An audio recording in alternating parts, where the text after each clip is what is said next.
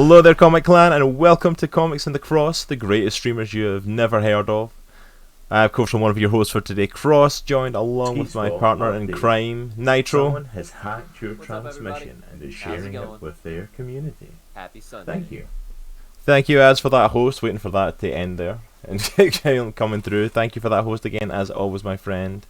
How is everybody doing? I see their ads appreciating Eric Stevens' lyrics of trying to chat up a girl by asking if he wants to see your toy wall. Always a winner. Hey, just me, D. How is it going? Hello, hello, hello. Hey, Sam. How is it going, sweetheart? Good to see you. We are having a good day. Hope you are as well. Yeah, Mountain Nerds in the house. How is it going, Caleb? Good to see you, sir. What's up? The little. Sir. Good sir. Oh wow, Nitro's on the ball today. I was about to do a little shout out for. I got your back, man. I got your back. Oh, hold on. I need to move the border. There we go. The shout outs are like coming underneath it. There we go. Sorry, we had to redo the border because Discord went really weird today. Like, I signed on and I put our videos like side by side, and for some reason I'm usually on the other side, and it swapped the cameras. So we very quickly had to remake the border and move our names because we had the names in the wrong place. It's like, really? Sorry, I'm moving the mic. Ed says I'm a little quiet. Yeah, it's my show. Oh, no, that's my mic. That's yours there. Okay. Try it now. Alright, let me know how it sounds, Ads. Thanks, miss. Big charity event on streams. I got it. But thank you all for joining us today. Yes. Thank you all for coming and hanging out with us. I appreciate it. Let me turn you up a little bit. It was a bit of a dreary day today, but now it's kind of lightening up. Yeah, it's not bad. It's not bad. Remember Jacksepticeye about getting a lot of creators. Nice. Oh. Why did Skeet Spot's timer out? What the heck? Okay, cool. Ad says that's better. Why did oh, did she try to put a Oh, did you link try in? to put a link in? So I'm sorry. Sometimes Skeet doesn't like that. Sorry, Sam. Can we unban her? Getting out her time out. Sorry about that, Sam. If you whisper the link to us, I'll maybe try and pick it up from there. But yeah, thank you so much for everyone coming and joining us today. We, of course, are back with our podcast today. We took a little break last week. We got to hang out and play a little bit of Sea of Thieves. So thank you for everyone that hung out with us for that. But we are, of course, going to be talking about What If this week. And we decided to split this up into two separate shows, talking about episodes 1 to 4 today, and talking about episodes 5 to 9 next week, just because we wanted to give it the proper time. And because it's not one show, it's not one thing to try and get through, it's the whole thing essentially. It's like they're all different episodes, they're all different. Try and line the camera up a bit better. But it's all different episodes, it's all different stories, so we wanted to give each of them some time, some explanation, and to look at them and how they compare to the MCU, because it's What If's based off of that. So I figured 1 to 4 would be a good one to start here. Yep. And we're going to delve into that. So there are going to be full spoilers for the What If series, so if you've not seen it, be aware that we are going to do spoilers, at the very least for episodes 1 to 4. But I can't guarantee we won't mention spoilers for episodes 5 through 6, especially the big finale, as it ties them all together. Yeah, it's definitely a lot of crossover. So be aware that if you're hanging out here, we are going to be doing some spoilers for that as well today. So if you need to come back, watch us later, hear our opinions on it afterwards, and go check it out first, go for it. Yep. Absolutely understand. But yeah, before we do that, I think we've got a couple of things to mention. First of all, I want to do a massive shout out to our, of course, brand new sponsor, who we announced last week, to BCW. I'm still excited. I'm still so pumped about that, dude. Yeah, That's you so can great. see their logo right below Nitro there, BCW. BCW Supplies basically provides supplies for all sorts of collectible and memorabilia, storing, displaying, and protecting. As comic book fans, that's pretty much our go-to for anything for comic books, getting bags and boards, folders, long boxes, frames, you name it, they sell it. But it's also for people, if I know we've got a lot of people who play cards and do Magic the Gathering and Pokemon cards and different things like that in the community. They do sell protective covers for your card collections and cases to store them, as well as stuff for music, for if you collect CDs or records, or if you collect sports memorabilia, like if you collect jerseys or have signed football or baseballs or anything like that, you can get it all from BCW. So click on that link to go and check out their store and use Comics Cross at checkout to save 10%. They also have some really cool, they're kind of like binders that have like a plastic closed clasp type thing, and you can fit, like if you have really like valuable issues that are already bagged and boarded, you can slide them in there and it fits like 10 to 15 of them. I have a couple of those. Those are really, really, really cool. Yeah, I've got a couple of those as well. They're really awesome for storing. Like I use them to keep like very special comics that I don't just want to put in a long box. Yep. And that I've not had a chance to get up on my wall yet. I'll do that. So yeah, it's definitely worth checking out. If you're a comic collector, chances are you have used the BCW stuff. So it's very exciting to have them as a sponsor. Yeah, man, it's super pumped. But also we had that as an announcement. We had another announcement last week of the conference, the live video conference that Dr. Bell's going to be doing with Christian content creators in comic world. We don't have any more details on that at the moment, and we will keep you up to date with that. But you know, 2 announcements isn't enough. I felt we needed an extra one for this week apparently, because out of nowhere we started planning this, not expecting to this week, but we just kind of went in that direction. So many of you know that last year, or well earlier this year in April, we did a 12-hour charity fundraising stream for the autism community in Action, Taka, to raise funds. We looked to raise about $1,000, and you guys came out tenfold and like got like $2,000+ raised for the organisation, and you absolutely blew us away. So much so that they sent the community basically handwritten thank you notes. Yeah, and you can kind of see, like, I've got a poster up there on my wall. You can't see it at this angle, but it's actually a thank you thing from Taka. Like a big thank you poster from Taka with the Comics and the Cross logo on it, and I'm like, so that's up on my wall here. And I think Nitro got one as well. Yeah. So we both got one of these from Taka, as a thank you for the work that the Comics and the Cross did. So thank you to the Comic Clan for that. You guys were absolutely amazing. That was all you showing up. Mostly rated RKO. In the first 15 minutes helping us to hit our goal, but it was completely. But even without that, we hit the goal because we hit over 2,000. So everyone else's donations basically would have got us there without that. So you managed to help us double that, which is just phenomenal. This April we are going to be doing a 12-hour fundraiser stream again. We have decided on it. It's probably going to be the last week, the last Sunday in April again. So we are going to be doing it, and this is not going to be a charity fundraiser.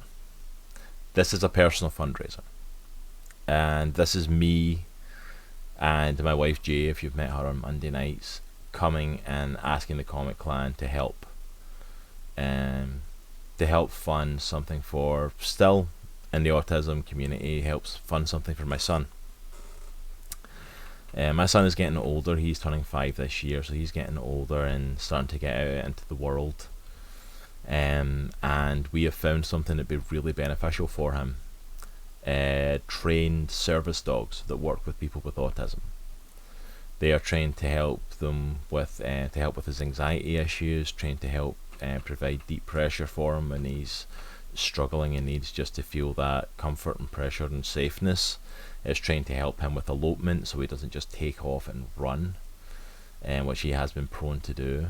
And this is going to be a fully trained service dog that takes at least a year of training for him to get, and it's going to be fully licensed so that he can go into stores with it, he can take it to school with him, he can even take it on an airplane with him.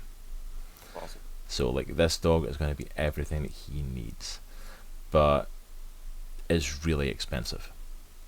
The whole thing itself, which we're not asking for the whole thing as part of the fundraiser, it would be nuts to do that, and I'm not going to ask you all to pay for everything for something that's personal, is $27,000 for them to find the dog, to train the dog in all the different techniques it needs, and then it's in Nevada, so they bring the dog to us. which, if you don't know, we're on Virginia, so like we're literally on the opposite coast of where the dog's being trained. They're literally taking it across the country for us. But to start the process, we need to do a 30% down payment, which is going to be roughly about $9,000. Yeah. For the initial down payment, and that's our goal total, is $9,000. This is a big thing for me to come and ask for a fundraiser, because apparently people do fundraisers for this stuff all the time for these dogs, and that's one of the ways that they even suggested doing it. And I talked with Jay, and we decided, yeah, we'll do the fundraiser this year on Twitch for that. Yeah. This is a massive ask for me. I don't like asking people for help. I don't like doing this sort of thing where I come to people, even friends of mine, and saying that I need help with this. But this is something that I feel like could really benefit my son, and there is no way in the world we can do this alone. Yeah. So I am asking for the help of the Comic Clan. I'm going to throw up the charity's logo here. I do have it on stream. It's called Loyalty Service Dogs. Awesome dogs for awesome people. So yeah, we've been in talks with them. Jay's been on the phone with them a couple of times. I got to get on the phone with them the other day as well, and talk to them. And yeah, this is everything they're doing. Like we talked about, the types of dogs they get, how long it takes to breed, how the process goes, and everything just looks like it's on the up and up for it. Yeah. So we are going to be doing a fundraiser last week of April. 12-hour stream for that again. We might end up doing another one later on down the line for it, because my wife's first thing was like, let's do a 24-hour stream. It's like, let's talk about this first. Well, let's just hold off. Yeah, we did 13 hours in April and it almost killed us. So we do got some like cool, exciting possible news. Is Miss Nitro, or yeah, Mrs. Nitro, and Lady J might be doing some streaming during the 12-hour stream. Yeah, so they came and they talked. So my wife came and talked to me, and she was the one that suggested this. By the way, she's the one that started putting this stuff in process for me. So she got me in planning mode, which you don't do that, because that's me gone. That'll be me gone for the next 6 months now, planning stuff for this. But she actually recommended that along with the horror streams that she's doing, that they could do a horror stream. Yeah. And do it alongside Nitro's lovely wife, who she's slowly but surely convincing to get on stream with her and to do things. As well as possibly reaching out to some of the awesome like female horror streamers, or even just other horror streamers. But we've met a number of them who are now members of our community, which is amazing. And seeing if they'd be up for playing with them and doing a co-op horror game, something similar to like Phasmophobia or something like that, that are the big co-op games, and getting into that. So that's a possibility. I think we've talked about on stream, we're probably going to be doing a round of Sea of Thieves, because that always seems to go down well on the channel. So, and to get a 12-hour stream where we can get a good proper run at some stuff, like, yeah. And chances are we'll probably be doing some golf with your friends as well, because that's just always fun and always pretty hysterical to actually do. Please, for the love of everything sacred, let's not play Among Us. We will not. Removed it from my computer. We will not be playing Among Us. Nitro is very much against that game forever. So there's stuff in plans for it already. I've also started looking at stuff to do as incentives and giveaways, and that'll be a little bit different. If I can get everything together for it, one of the incentives might be me doing my first ever cosplay stream, and possibly doing, if I can get Nitro to take some photos, doing a cosplay photo shoot. Which I'm looking at ideas for. I've actually got an idea that I think I could pull off pretty easily without having to spend too much money, because I'm broke, so I can't actually buy that much for it. So it's like that could be a possibility. We're again looking at Funko Pops as a possible giveaway, some special Funkos for that, because we know you guys love them, we love them, and they're always a big hit. Looking at other comics, thinking of possibly, like we talked about, doing a Dominion Volume 1 giveaway in December. We might do another one on the charity stream. I'm pretty sure we can probably talk to David Pepos and probably get a couple of copies of OZ issues 1 and 2, and do some like giveaways of that as well. Like, so these are some of the ideas that we've got you know, going on here. So we are starting to plan. We are starting to put stuff in place. If you are interested, shoot me a message on Discord. Make sure you use my new Discord account, Cross, and not the Valiant Cross one, because the Valiant Cross one is under two-factor authentication that I need my phone to access, and my phone is busted, so I can't actually get back into it. So send me a message either on Discord or send us a DM on Twitter or Instagram. And if you want to get involved, and if you want to be part of one of the streams, if you want to help out with something, if there's something you want to add towards it, by all means, we're open to everything. But I wanted to open it up, make you guys aware that this planning is taking place, and just get the word out there. Let me have a look. We've got some stuff coming in. Thank you for all the supportive messages of people wanting to help and support already. I appreciate it. I'll let her know about that, Sam, that you might want to play with her as well. I'm sure she'd be up for that. I don't know how that would work with your schedule, because I think we're trying to do the Phasmophobia stream or whatever it's going to be at night for us, so I know you're like 5 hours ahead, so but we can definitely, if you just send her a message, Sam, and let her know, and I'm sure we can work something out. And thank you, Caleb, thank you, Log, I appreciate it. Log's disappointed he never got to play hide and seek in Among Us with you, Nitro. Thanks, Sam. Thanks for the lurk humor. Yeah. Sorry, you were saying? No, I was gonna say Sam already messaged that thing. I forgot to tell you earlier, but she messaged it to us to our Twitch. Awesome, sweet. Yep. Hey, Space Hobo, how's it going, sir? Welcome on in. What is up? And absolutely, Sam, we'll give you all the details in advance and stuff if you want to do it, and she's trying to set that up.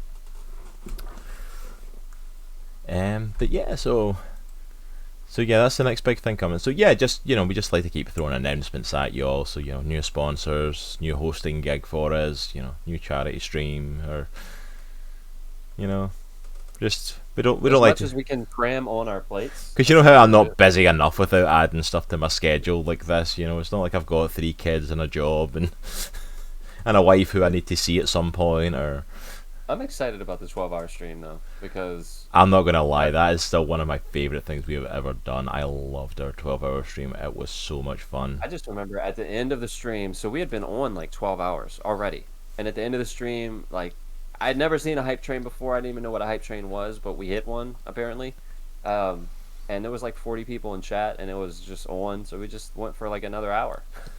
I think it was half. There was a bunch of people on, and everyone was hyped, and we were just enjoying hanging out. And also, it generally takes us like an hour usually to say goodbye to people when we do. True. So it's like it just kind of got stuck in this loop of doing a 13-hour stream instead.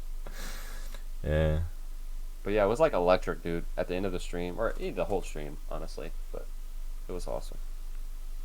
As kind of Log said, it's like if she joins you on stream more, you get to spend even more time together.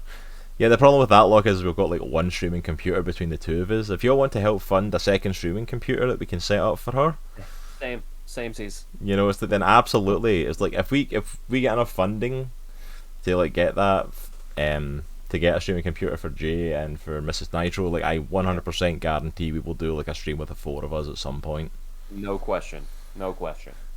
Also as well, guys, for if you do want to financially support us, just to shout it out there, because it's going to be a personal thing with the fundraiser we're doing, I'm just going to be taking donations through our Ko-fi page. It's the most simple way for us to do it.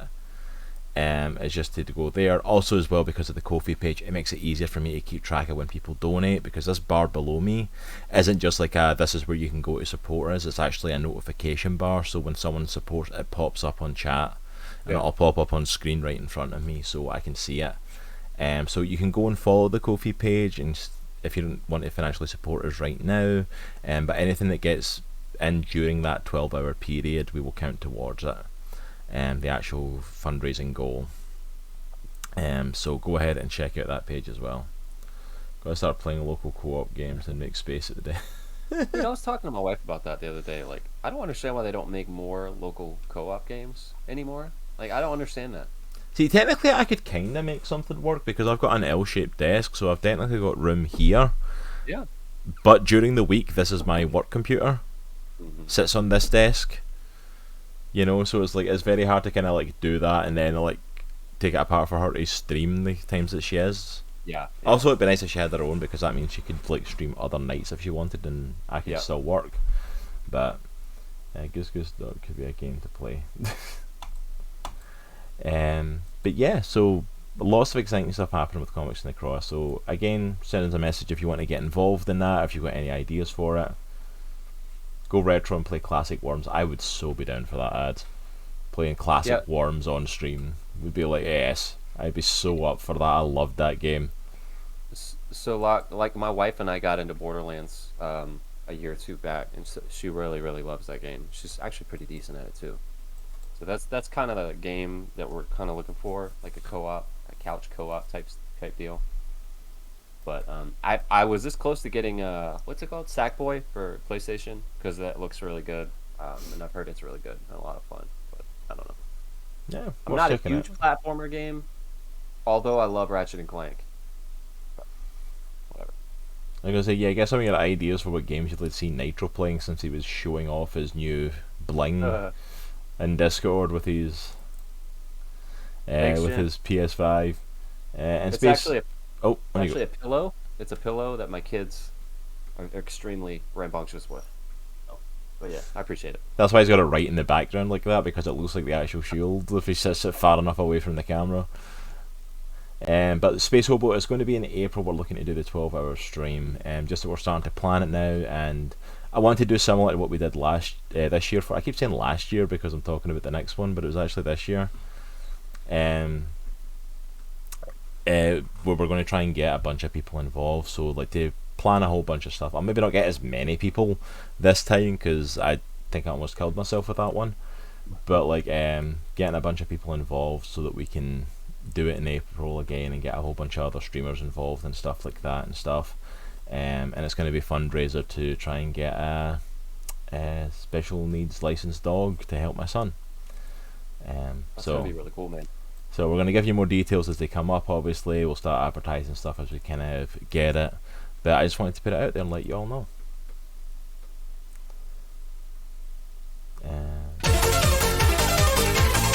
Hey! I did not know that had a sound effect. That scared the crap out of me. I had no idea. Dude, I was like, is somebody in your office? I did not know that had a sound effect when somebody donated when you were live. That scared the crap out of me. Thank you, Just Me D, for the Kofi donation. Dude, I was like, is somebody in your office? Is somebody talking to you? It was that moment of processing, because I'm like, it sounds like one of our sound alerts going off, but I turn off the sound alerts for the podcast, and It's still going on. It's done on my side. My ears are still ringing, but absolutely, Space Hobo. We'll definitely be in touch with you as well, man, if you want to be involved in it. Absolutely, I'm up for anyone being involved that wants to be. I always hold to my Kofi. I'm hearing it through my headphones. I'm hearing it through my headphones. We should have stopped by now. The delay and stuff on stream, like, it's done here. I'm not hearing it. So weird. I'm still hearing it. Oh well, that's all good. Yeah, that was the Kofi thing apparently, Locke. I didn't realise it had one. I'm going to have a look at that and... That's hilarious. Yeah, it's done for everyone else as well. The only one still hearing it's you, dude. No, that was my mistake. I had another Twitch channel up first because I was looking for a shout out. That's my bad. I'm dumb. It's okay. We can continue. It's okay. We've established my lack of intelligence. Okay, so on that note, let's jump into a little bit of news that we've got for this week, because we might as well. So there's not a massive amount of news, but there's a couple of things I wanted to mention. First of all, our second favourite witch following Scarlet Witch, Catherine Hahn, is apparently going to be returning as Agatha Harkness in a spin-off show for Disney+. So the breakout character of WandaVision, because it was Agatha all along, is apparently going to be getting her own spin-off show.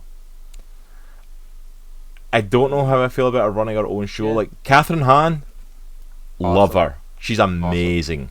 And she 100% deserves to be headlining her own show.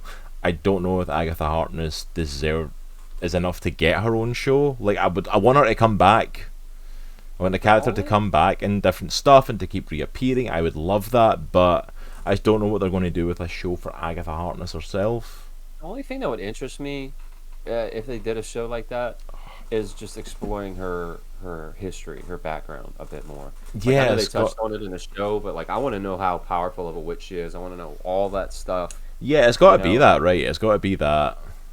That's got to I be the would assume storyline it's for gonna it. make.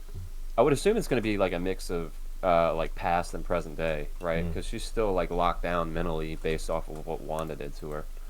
Well, that's it. What I was thinking. It's got to be stuff in the past because, in the present day, she's still stuck in our like neighbor forum thanks to Wanda leaving her there. So there's not much to see modern day unless it's her coming out of that. Yeah. Yeah, Yeah. Sam's saying it's like it'd be a coin toss if it's good or not, and Locke saying, yeah, I'm nervous because I don't know where they go for the whole show for her.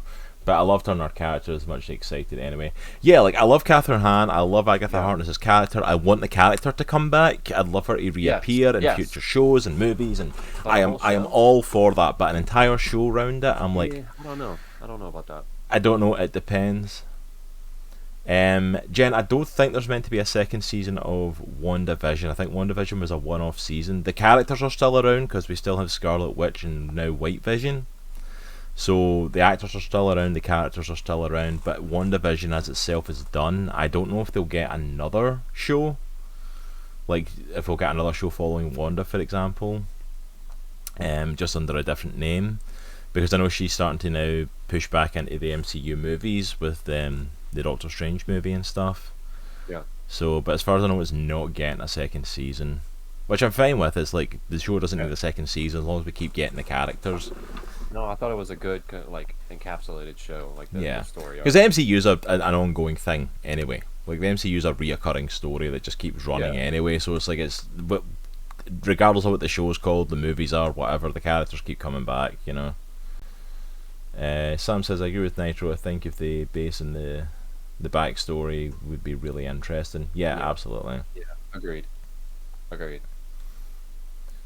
Yeah, look, I think they pretty much affirmed that it was only going to be a one. Yeah, like it's only a one-off season, and technically, like Falcon Winter Soldier's getting a second season. It's just renamed now to Captain America and Winter Soldier. But yeah, Loki's getting a second season. But I think because his is so steeped in the multiverse, and there's nowhere else for him to really come back to. At this point, his character's now so stuck in the TVA stuff. Like they're going to be delving into that, but we'll see what happens with that one as well. Yeah. But yeah, it'll be interesting for her to come back and to see what happens with that. I'm not super pumped about it, just because like I feel like her story was like told in WandaVision. That being said, I try to go into this stuff with an open mind, and I'm definitely willing to have my mind changed. Yeah, like I mean, see if it comes out and it ends up being amazing. Yeah. I'll hold my hands up and say, thank goodness they had a plan. I'm all for it. Yeah. But I think that's the thing. Just the announcement itself isn't enough to hook me. Like I want to see a trailer or a storyline or something to get an idea of what we're getting in for. Yeah, agreed. So the next one this is just a quick one as well. The upcoming Peacekeeper series for HBO Max, starring John Cena as Peacekeeper. Peacekeeper. It's one of the two. I keep getting them confused in my head. Sorry. Should have written down properly. But we got more images and more clips from the show, and also that we're going to see the introduction of Vigilante into the DCEU. Anyone who watched like the Arrowverse stuff on the CW and watched CW's Arrow might know Vigilante. He did appear in the show for a while, but he's like being brought into the DCEU. He literally is a vigilante. It's Freddie Stroma, playing him. Right. Don't know the actor really. Don't know much about what he'd been in. So I'm intrigued. I'm all for them bringing in new characters and bringing in characters that we wouldn't really get to see except for elsewhere. Yeah, Peacemaker. Thank you, Locke. So I'm all for seeing that.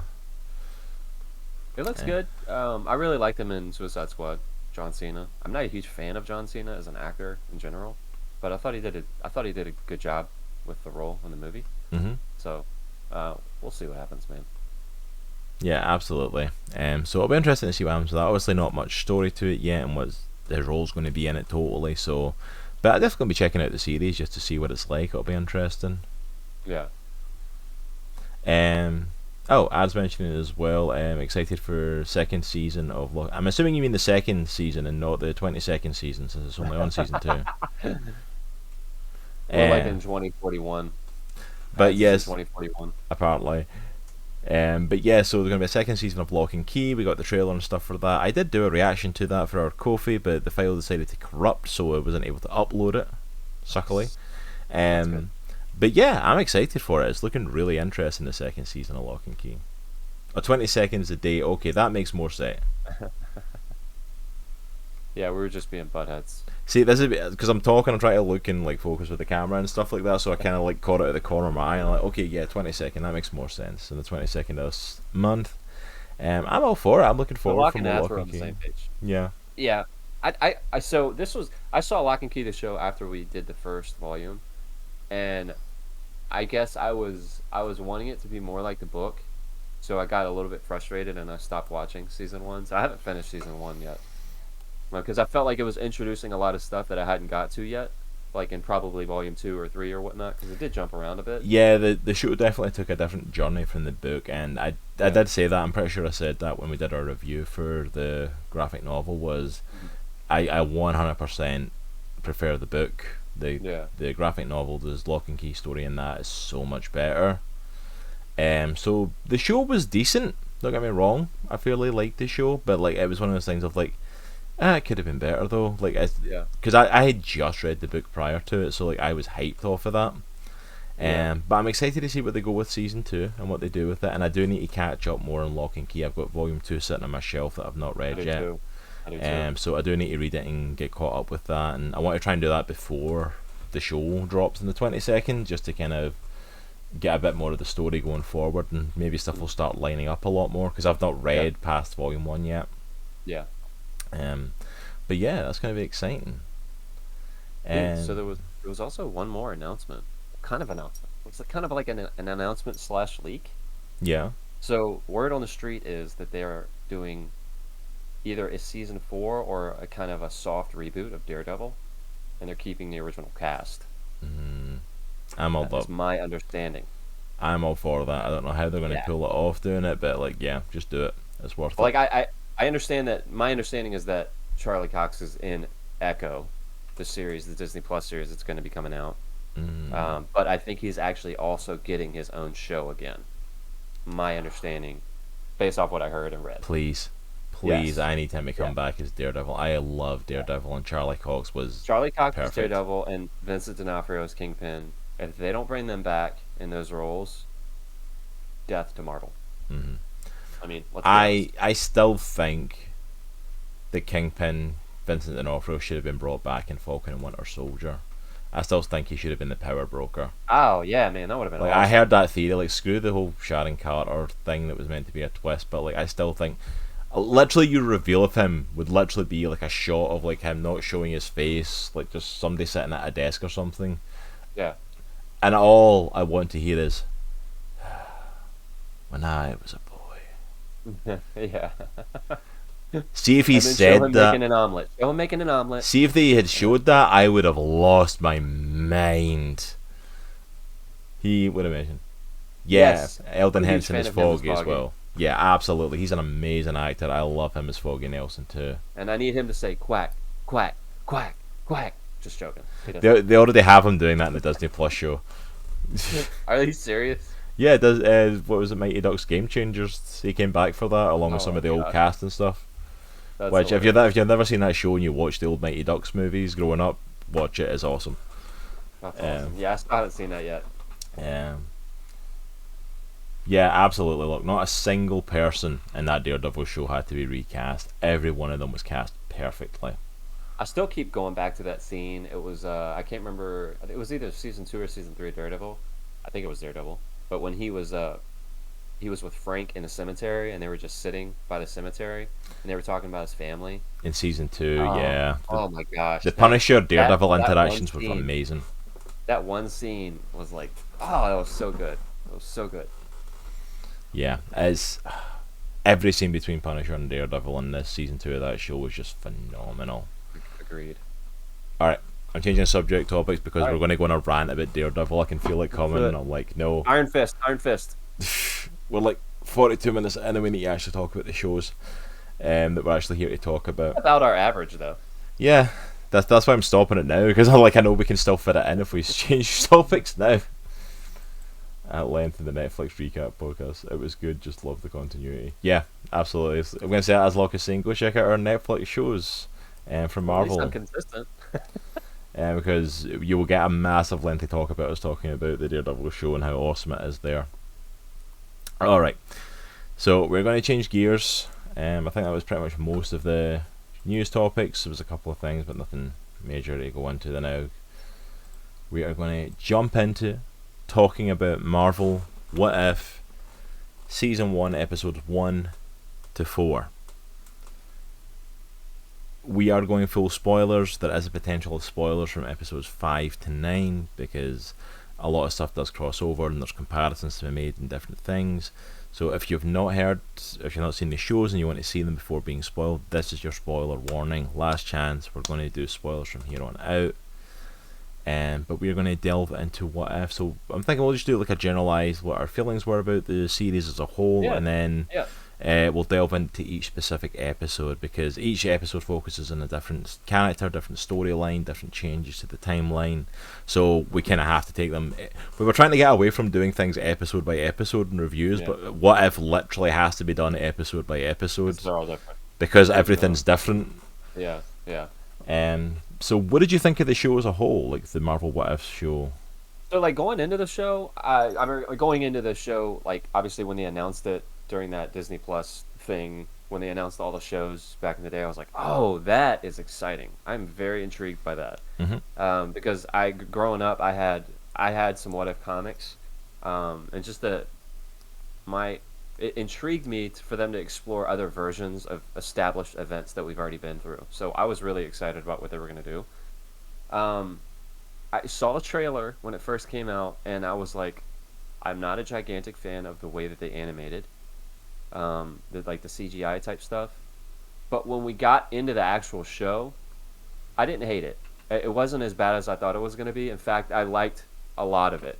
I'm still a bit iffy on the animation, to be honest, but I think the story, in my opinion, the stories that they tell, for the most part, make up for that in my brain. Some of the voice acting, which you and I have talked about a little bit, some of the voice acting is questionable. What in particular we'll get into? Both in delivery and the choice of actor or actress that they made. But overall, I really like the show, especially the back half of the show. But there was a couple episodes in this one that I really, really liked. But yeah, overall, I really liked it. Animation for me is still kind of I don't know about it. But there were certain aspects of the animation that I really liked, especially like in episode 1 with Captain Carter and Steve in the Hydra Smasher, I think it was called. The Hydra Stomper, yeah. Yeah, the Hydra Stomper. That was it. That when they're flying through the air, that was awesome. It was awesome. Which FYI, that's a Funko Pop I totally want to get. There's a Funko Pop of like Captain Carter on the Hydra Stomper. Like I want that so badly. It is awesome. But yeah, like I said, overall, I really liked the show. I thought it told some really cool stories. It's kind of exactly what I wanted from a What If series. What did you think about it? Yeah, I've got to agree for the most part. Like I thoroughly enjoyed the series as a whole. I was hyped. I was super hyped coming into this, and I did wonder why we weren't doing it earlier on. I thought it might have been a good show to kind of kick off on Disney Plus and stuff, but obviously Marvel had a timeline and there was a reason for it, and it came out in the perfect time. I was excited for the stories we were going to be telling as they were advertising them. Even the trailers and stuff looked really interesting for it. I will say I wasn't as hyped by the end of it for it. Some of this stuff was really exciting. Yeah. Some of the episodes I felt were just okay. Agreed. But at the same time, if you've ever read the What If comics, that's pretty much par for the course at this point. Yeah. Some of the stories are really phenomenal, and other ones are just, hey, this is an interesting idea. Yeah. Let's explore this a bit. Yeah, and it's like, and I think that's it. Some of the stories I felt like we didn't need like a whole episode like that length. Like, yeah, that works. And other ones, it's like, we tried to cram too much into 30 minutes there. That could have done with a bit of expansion. No, you go ahead. No, I was gonna say the 1 through 4 had one of my favorite episodes, though. I think from the series. Absolutely, episode 4, that we're going to talk on today. One of my favorite from this series, and I love it. I love the story it told, everything about it. Episode 2 and 4 in particular were very much what I wanted from What If episodes. Yes. Because like they played so much with it. Went, hey, we're going to change this one thing, and it's going to change everything. This world you're not going to recognize. All this stuff's changed. Like, hey, what if we did this with this character? What if that had this effect? Like, that's what I love about it. Like, let's just throw stuff around and say, like, hey, if we change this, how would that affect everything? Yeah. And it has some really cool ideas to it, and I'm like, hey, these are worlds I would actually like to explore more. Yeah, I think especially along that vein, sorry, let me just catch. Thank you for that alert, Caleb. Yeah. Appreciate it, Mountain Nerds. Yeah, I think especially along the vein what you just said, like exploring different possibilities. I really think they did a really good job with that with the T'Challa episode. The T'Challa one was really good at it. Yeah, agreed. I know a lot of people had some issues with the way that they portrayed some of the characters, like Thanos and stuff like that. But I thought that was cool. I thought it was awesome. I thought they did a great job with Thanos in that, and also we'll get into it. And I can see why some people would, because it was a massive change to the character. Yeah, I get it. But at the same time, like it was really cool to explore, because that's what If is. It's like, I don't want to see Thanos like we saw him in the MCU, because I've seen that already. I want to see something different. Yeah, that's the whole point of What If, is like, hey, what if this happened? It's basically being a nerd. It's for being a geek and go like, hey, what if we did this? Person thought this person. Yeah, what if this happened? What if we did this? What if we changed that? How would that affect everything? I'm like, and there was some amazing stories around this. Some of these episodes were phenomenal for it. Again, with you, I think honestly the writing for most of it was awesome. The voice cast done amazing for it. Like we got most of the original cast back. There was a few that had to be recast and stuff. Which I will say on that note, I think the one that kind of pulls me out of the show a bit is whoever they casted for Tony Stark. He's just enough. He sounds just enough not like Robert Downey Jr. to take me out. Yeah. Whereas, like on the other hand, like the person they cast is Chris Evans, Steve Rogers. Yes. You literally couldn't tell the difference unless you were looking for it. Like just off the bat, listening, like I couldn't tell the difference for it. But I actually had to literally go and look at the cast list to make sure that Chris Evans wasn't listed before we did the show, just to be sure. Some of the episodes, I'm like, holy crap, dude sounds just like Chris Evans. Yeah, he really does. It's like he got it spot on. I'm like, but they got a professional voice actor, so this is what he does, and he did it well. So yeah, definitely for that. There was some that was definitely iffy. One in particular that was definitely iffy, and we're going to get into that today. The animation, I wasn't a massive fan of it in the get-go. I kind of interested that they're doing different animations for it. I think it'd be kind of cool if they'd done with the animation, if they'd done something similar to like Star Wars Visions, or like was trying to do like a kind of animatrix thing, where it's like different styles of animation for each story. I would have loved that. I would have appreciated that. Yes. And to tell, but at the same time, I can understand why they didn't, because the final episode is a coming together of the Guardians of the Multiverse. Yeah. And when you're bringing them all together, like if you've done all these different animations, it'd be really kind of too much to kind of go like, well, what animation do we do for the final episode? We have to reanimate these characters in a different way, and what if they don't look the same? What if it doesn't portray the same? And it's like, so I get it. I get why they stuck with that. For the most part, though, and actually watching the show, the animation was great. It looked awesome. There were definitely a few points where I was watching it and I felt like it pulled me out, like it didn't quite fit. I think it's when they do close-ups, when there's like dialogue. It's just it's pretty bad, in my opinion. Yeah, it's like, but for the most part, like, yeah, it was all right. It worked well. It worked fine enough. It didn't affect us in any way. Yeah, and kind of a spoiler warning for the show as a whole. Like, even though they're what if like self-contained shows, there's a continuity and there's a continuation of some of the characters throughout the show that culminates in the last episode. So just a heads up. Yeah, because like, which I kind of like, because like it's showing like these stories are still going on. Yeah.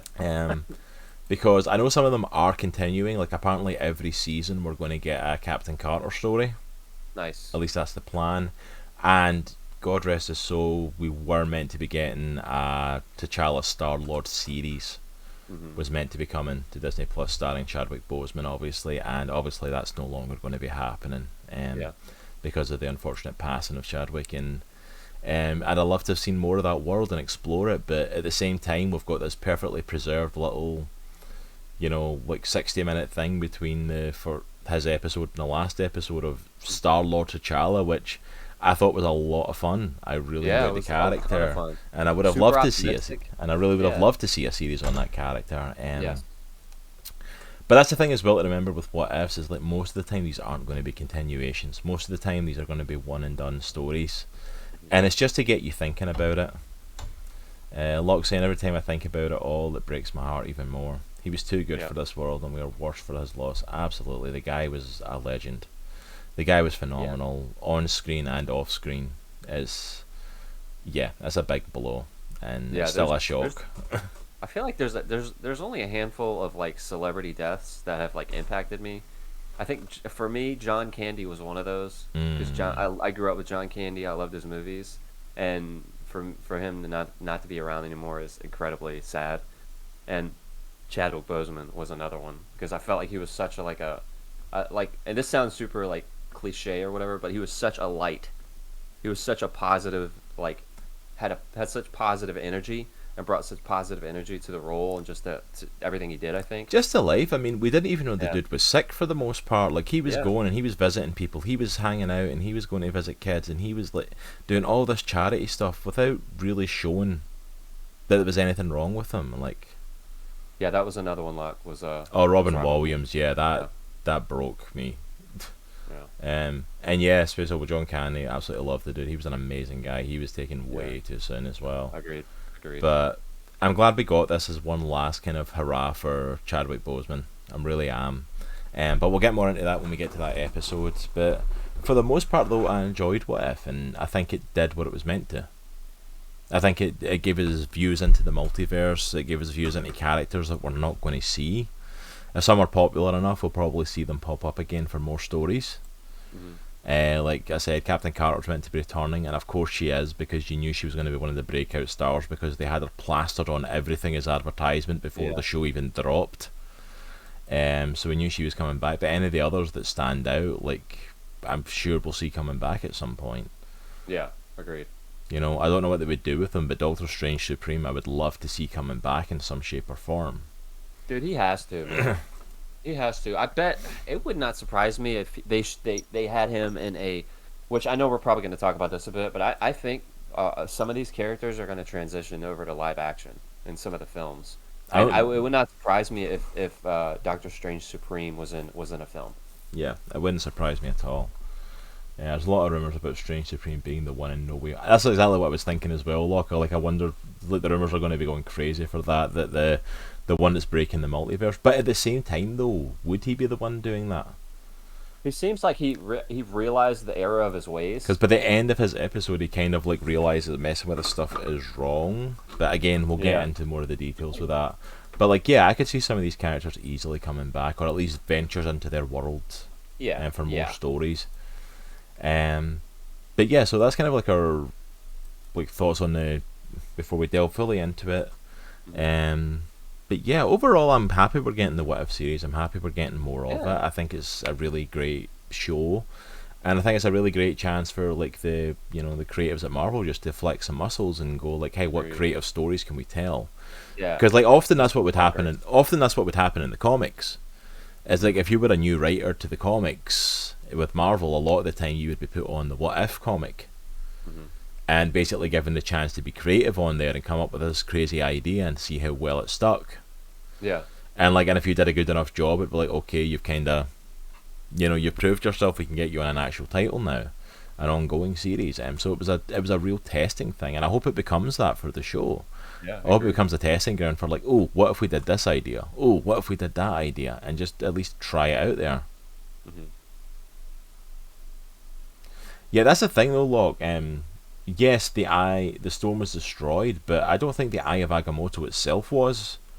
I'm pretty sure the Eye of Agamotto's still in one piece, is it not? Like the actual like necklace piece.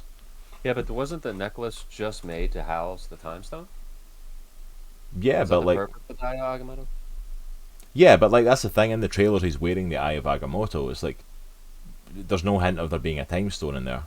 We don't see inside it, so like if he's wearing it, it might just be that piece. And the truth is, we don't know if it still has any magic to it. We know it was created to hold the time stone, but I don't know, or at least it held the time stone. I don't know if it was created to hold it. It may have another purpose that we don't know. I see what Locke is saying. Yeah, Thanos. I think Thanos actually crushed the necklace. Did he? The actual Eye of Agamotto. He crushed it in his hand to get the time stone. Oh. Yeah, I think you're right, Locke. I think you're right. I need to rewatch that then. I've completely forgot him doing that. If he does do it, if not, then goodness knows, we'll see. Yeah.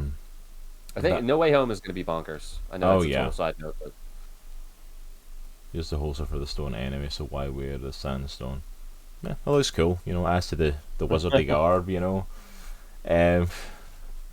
But yeah, so let's delve into some of the actual episodes. Yep. Yeah, that'd be really cool if we could see that in the show ads, if we saw the amalgam stuff come into What If. Oh, man. No way in the world it's going to happen, because we're never going to get rights from DC for it, but yes, I would absolutely I love the amalgam universe. I would love them to do some stuff with that. It'd be interesting if we saw some stuff though, like, because I know Marvel in the comics recently did like Infinity Warps, where they done like mergers of their own characters. So we got like Captain America and Doctor Strange, so it was like Soldier Supreme. Yeah, and Moon Knight and Spider-Man. Yeah, which was Arachnite. We got Iron Man and Thor, so it was like Iron Hammer. So like there's a couple of one of my favorites I think was like Scarlet Witch and Laura Kinney Wolverine, which was Weapon Hex. Nice. Which I'm like, dude, okay, that's a cool name. That name was made first. I saw a 12-inch Funko of Arachnite, and it was just awesome. Yeah, he is a really cool design character. I do like him. So like, I'd be up for them doing stuff like that, some merger universe with stuff, like, because why not? Go for it and go crazy. I think if they did something along the lines of Amalgam, I think they could get it done, but it would be an animated thing. It wouldn't be a live action thing. There's too much red tape to be involved with the live action, in my opinion, across DC and Marvel. I do think that there's possible a way out for like an animated series, though. Yeah, if there was any way it would be animated, there's no way in the world it's going to be live action, at least not for any time in the near future. It's not. There's too much red tape to get through. But yeah, let's start delving into some of the episodes then. So, episode 1, I need to check my notes for this because I want to get the title right, because the titles are freaking long. What if Captain Carter were the first Avenger? Yep. So, basically, the premise of this one is one moment changing everything. Yep. Instead of going up to stand in the booth when Steve's meant to be getting the super soldier serum, Peggy, along with everyone else, stays in the room. So when the guy tries to destroy the project and blow up the place, Steve is trapped inside the machine and they pull him out with injuries. And Howard presents everyone with the option of, we need to do this now or we're going to lose the project. So the guy that's running it, of course, then says, like, get Steve in there. She's yelling they can't because he's injured. He's yelling at Howard to get in there. He's like, I'm not getting in there, I ain't a soldier. Yeah. And Peggy jumps in and becomes the first super soldier. And a new world is born. So what do you think of this episode then? What did you think of Captain Carter? So I know a lot of people had issues with the pacing of this episode. Like, I totally get that. They basically crammed the first Avenger into a 30-minute cartoon. Mm-hmm. For lack of better words. That being said, I liked it. I liked the episode. I thought it was a really cool intro to a What If show. I get the pacing on it, but I thought some of the animation, especially towards the end when she's fighting the Hydra agents. Yeah. When she's like using the motorcycle and all that stuff, and oh man, I thought that was really cool. It was amazing. That one shot, her first time with the shield, the car coming at her when she's on the bike, into the car and lifting it over her, like, phenomenal shot, phenomenal scene. And I thought it was cool because this shows that they understand, like, Steve as a character. Like, he was still, like, he came back and he got in this basically because he was working with Howard Stark, so Howard Stark gave him this big, like, prototype of the Iron Man suit, let's be honest. Yeah, it was basically like an old school Ironmonger. It was a massive suit that was way bigger than the dude inside. It was huge, and it's like, but old school 1940s because it's the 1940s. Yeah. So like they had really Captain Carter, they had Haley Atwell, or they had her play basically the new Captain America or Captain Britain, I guess. Yeah. But they still kept Steve Rogers as we know him. Like his core as a person was still there, and you saw that because he got in the Hydra Stomper and he went and fought with her even though he was just a dude. Yeah, it's You like know? he still had the same heart that made him the choice for Captain America.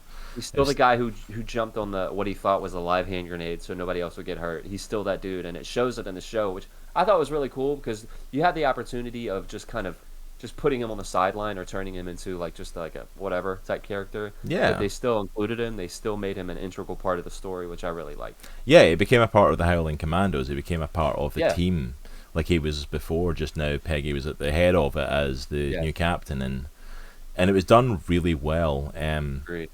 I think the portrayal of it, like overall for the show, that episode, like the first time I watched it, I was kind of I felt very, it was all right. Hmm. I'm not gonna lie, I rewatched it for today, and second time watching it, like I enjoyed it a lot more. Yeah, I really enjoyed it so much more. I just really think the Um, fighting scenes are really good in it. the fighting scenes are really good in it, and I really liked it because I went in having watched the whole of What If now. Um, so having watched the whole season, it was very much a case of like going back and knowing what the what ifs were, what they stood for, seeing a little bit of her character later on. It was really interesting to kind of see that played out again, and I'm like, and you know what? It was an interesting little twist, and it was enough. And that's the thing. Not every what if's going to be a big world-changing thing like the Yeah. episode 2 was. Hmm. It's like episode 1 was very much it's still the first Avenger. Just there's some changes to it. We've got a Yeah. new super soldier in Peggy Carter. Like you said, Steve's still in the fight, but it's still the same fight. It was legit the same movie. It's the same movie. It's the first Avenger, just with her in the role instead of Steve Rogers, Yeah, and and it's then like, added them fighting together at the end. and I'm okay with that because like I Yeah, enjoyed the first yeah, Avenger. Like it was an interesting take because it's like it literally was a small what if of like what if we do this, and I think it was a really good first episode to open it with agreed. because it was close enough to what we've seen before that people would recognize it, but it was different enough to give you an idea of what could happen because early on she's dismissed. She's not even sent on the USO tour like Hmm. Steve was because she's a woman. She's a woman. Her, her, we can't have a woman doing this. Her, her, her, her, Yeah, her. You know, it's like, and so she's basically sidelined. Um, and you see Steve actually talking to her, and Steve's still freaking inspiring her. Like he's like in physical therapy, like trying to learn to walk again, where she's throwing weights into the wall and wrecking the place, and it's like, yeah, and he inspires her of like what he sees in her, yeah, and what she can do with this, and Howard's the one that comes to her, which I love. She's out, you know, away from everything, and Howard's the one that brings the suit and the shield to her. hmm, So I love seeing like Steve and Howard and these guys starting to get behind her and following her. yes, yes, Um, but then it was like, yeah, so like she gets the suit on, and the first big thing she does was take the Tesseract, which is like, okay, this is cool. This is really interesting because it changes the tone of the movie because the whole thing was dropping these Tesseract powered weapons and destroying the world, and right from the get go they're gone. Like yeah, where like Steve's first big proving himself mission was saving the military guys, saving Bucky's unit. Her first one was taking the Tesseract, and I'm like, yeah, okay, so this is going to be different now. This is going to be a bit of a different story, and like, but it still played out similar enough. yeah, yeah, Um, I did think, like, see when they did the trading scene, and like, obviously, like, she saves Bucky from falling off the roof, and there's that hint of like, oh, you almost tore my arm off, yeah. hinting at the Winter Soldier. See when it blows up and Steve is like gone. Hmm. Part of me was like, is he going to become the Winter Soldier of this universe? That would be sweet. Is he going to be like become the new one for that? And obviously he didn't. He comes back at the end. But I really love that they went a different direction, and they had Red Skull then pulling up, you know, the creature to help Hydra. Let me get the name right. Shuma Gorath Hmm. from the comics to come through the porthole, which I love the So, fact. are we? Is that established? Was that Shumagorath? I think Do at we this know point that? it's pretty much established because Okay. it's the closest thing to it. It seems to be the most charter is at Shuma Gorath. I Yeah. don't think we've ever gotten an official confirmation. I did look into the fact of like if it was going to be possibly Hive, because I know Agents of Shield did a whole thing of like the real head of Hydra, and the reason Hydra built itself was because a creature on another planet.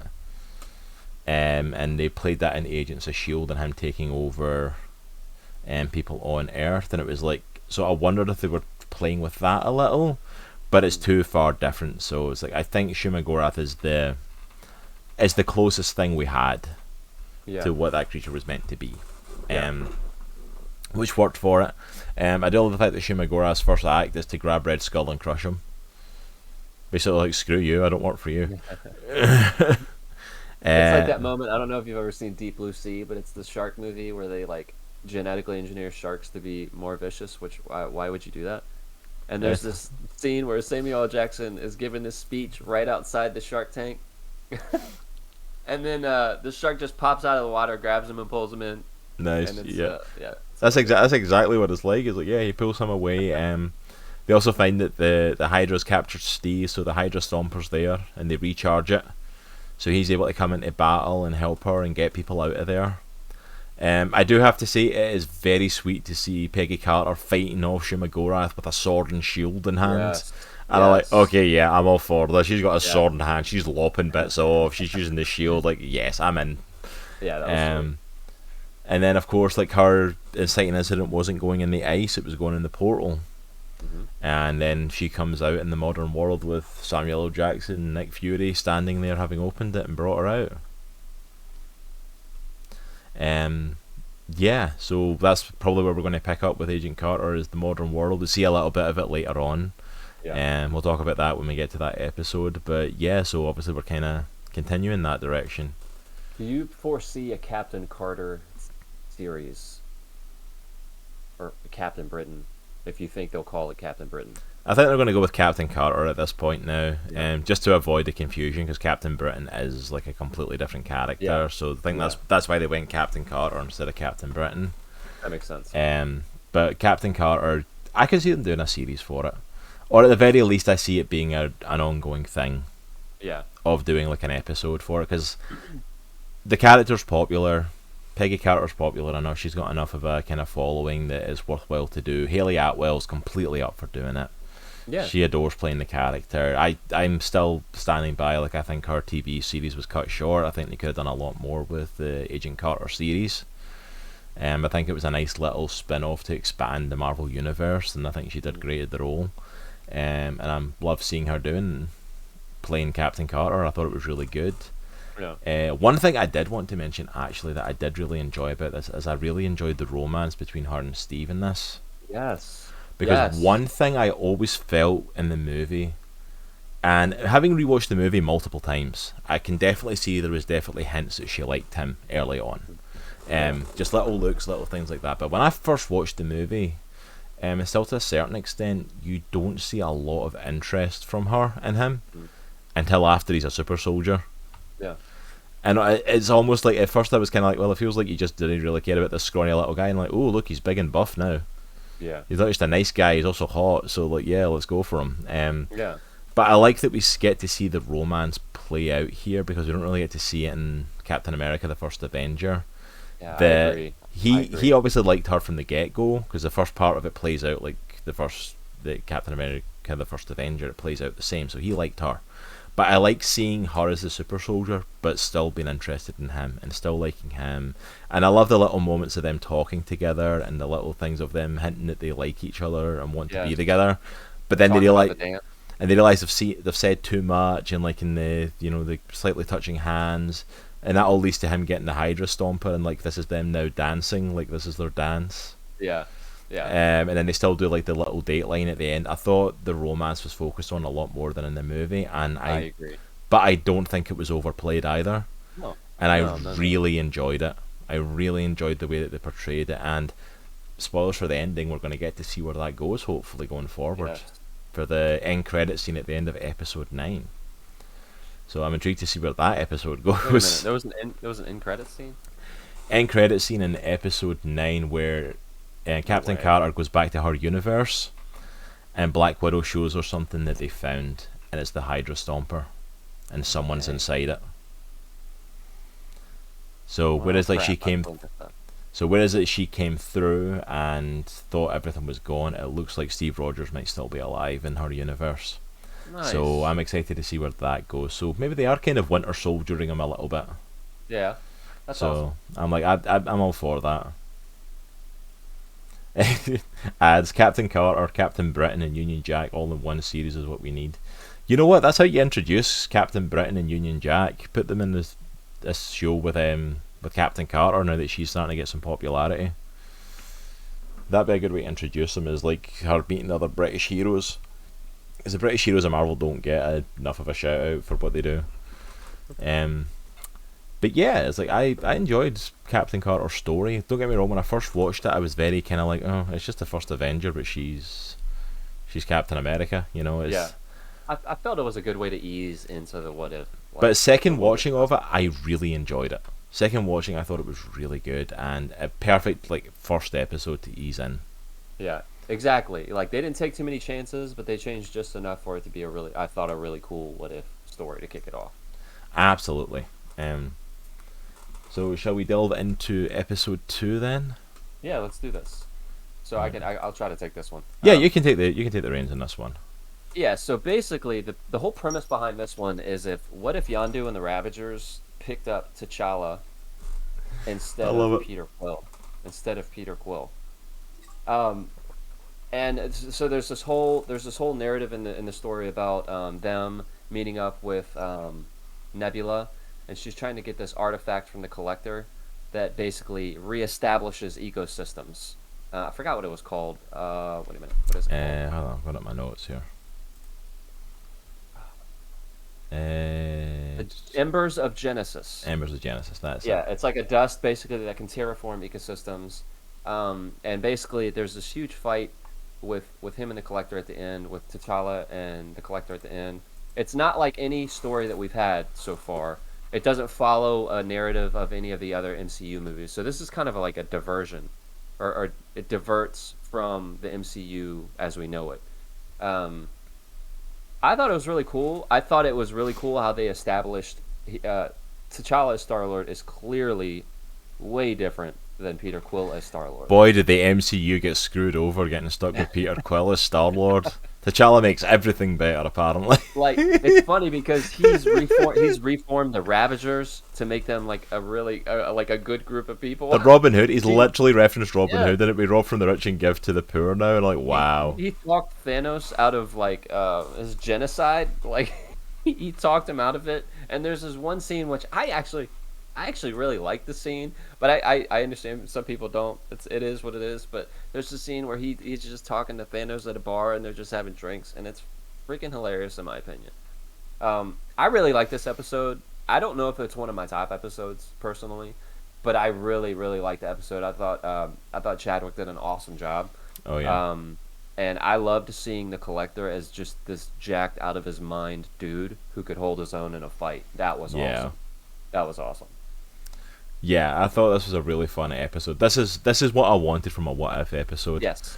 I wanted like I make a change that changes everything and give me something that I've not seen before. Yeah. And this did, and this affected so much. Like this world is so different from the MCU. Like even if you take it from where it kicks off with like him going and getting the Power Stone, just like Quill did. Everything that happens following that, like, and everything that's to come yet in their world, it's different. Everything is so different. There's this really funny bit at the beginning of the episode, and I can't remember all the details of it, but it's with the guy. So you remember Guardians of the Galaxy when gets the Power Stone, he's intercepted by those guys, and he's like, "Man, I'm Star-Lord, man," and he goes, "Who?" But it's an alternate take of that where the guy is a fanboy of T'Challa. Oh like, yeah, he's like groveling. Korath is a complete fanboy. Oh my goodness, it's Star-Lord. It's freaking hilarious. It's really funny. It's really funny. It's like he's so honoured to fight. It's like, oh yeah, we can fight now. It's like, oh, I'd be so honoured to spar with you, sir. It's like, and he's still gonna beat you. He's still gonna fight you, but he asked to join the Ravagers, and he's like, we're full up right now. We're not taking applications. And then he totally wipes the guy out and takes out the other dudes, takes the Power Stone, and then he's like, I've hired worse. He puts Korath over his shoulder. I'm like, come on, you can come with me. Yeah. And it's like everything is so different. Like, I do love when they pick up T'Challa as a kid as well. I love the fact that even from the get-go, it's like that. They're like, does that even look like Peter Quill? And I'm like, yeah, he's got two sea holes, two ear holes. You know, looks just like him. And I'm like, he's holding up a picture. Like, looks nothing like him. And it's like, and then he basically Yondu's really taken with him because he doesn't seem thrown by being here, and it's like T'Challa in this world wanted to explore and see the world, and he's like, why settle for one when you could see them all? Yeah. And he just doesn't go home from there. It's like he goes out into the world, and him and Yondu have got this really cool relationship, a lot more father-son closeness than like him and Peter were. Yeah. And as Nitro said, like the Ravagers are reformed, which is a really cool idea. Like just everything changes in this world. Yeah, I thought it was really cool. I love the stuff with Thanos as well. I thought that was a lot of fun. Yes, I that was actually one of my favorite parts of the episode. I love the fact that like it. I don't get me wrong, they were almost playing it kind of tongue in cheek a little bit as well. Yeah. Like T'Challa as Star-Lord is very. He's almost like he's very Messiah-esque of like he's saving the universe one place at a time. Like he managed to talk Thanos out of destroying half the universe, and like all this fighting, all this battling, all T'Challa had to do was sit down and have a conversation with him. Although I do love that they play it tongue in cheek because he's still like, I still stand by that plan had some merit to it. Yeah, he's like, I still would do it, but you know, he still like kind of stands by it. I'm like, I still stand by this. This would have been a worthwhile thing. This could have worked, and it's like, you know, it's like, and it's fair. It's like it still sounds like genocide to us. Okay, Captain Genocide. It's not. It's not genocide because it's random. It's he's still trying to like. It's like he's not doing it, but he's still trying to convince people that I wasn't really being a bad guy, but he doesn't do it now. But of course, that's a massive change in the universe as well because we don't see Gamora around him. We don't see Gamora at any point, so there's no question if he ever picked her up. Nebula was transformed a lot, but she's completely changed. Like she's playing the femme fatale in this heist movie, essentially. Like she's got the long blonde hair, and I don't think she has the metal plate on her face either. I don't think she has a metal plate. She's got some stuff going on, but it's not the same as in the movie. So it's like she's obviously not had quite as advanced work as she did, which makes sense because in Guardians of the Galaxy she mentions that every time she lost to Gamora, Thanos upgraded her. Yeah. So she's not been battling with Gamora all her life. She's not been upgraded as often. Although there's still a lot of tension between her and Thanos. And apparently T'Challa's been trying to get them into counselling and trying to help bend bridges. I love the fact that Thanos helps them at the end. Like he fights for them. He fights with them rather. And, I'm not gonna lie, I popped at that line a little bit. It's like you can't take them all on, like because the Collector's the big bad. He's taking the power vacuum since Thanos gone, and he's got the Black Order and all the security, and they're coming after them. Yeah. And Thanos basically goes to buy them some time, and I love that. Like you can't do this. It's insane. It's like not insane. And he looks around and smiles, mad. Yeah. And he jumps into the fight, the Mad Titan. I'm like, yes, go on, Thanos. I mean, he was getting work in, but he was getting worked too, man. Oh yeah, he took a beating too. Cool That was really cool. We saw that fight, and then obviously we end up going to see the Collector, who's now the big bad. And he's literally the big bad. He's gigantic. He's massive. This dude is buff, and I love as well like the little hints to like all the people that he's conquered though. Yeah. Like in his like room when he's fighting T'Challa and Yondu and stuff like that, it's like you see like his array of weapons. He mentions a black dagger that used to belong to the head of the Dark Elves, Malekith. You see Mjolnir in these weapons array. You see Captain America's shield. The big weapon he uses to fight as he pulls out his Hela's helmet. And he starts using her blades that he gotten from her, and it's like so he's collected all this stuff. Yeah. We also get our first of 2 random Howard the Duck references in this series. I really hope they do a Howard the Duck show, man. They need to do a Howard the Duck animated show at this point. There's been so many references to him.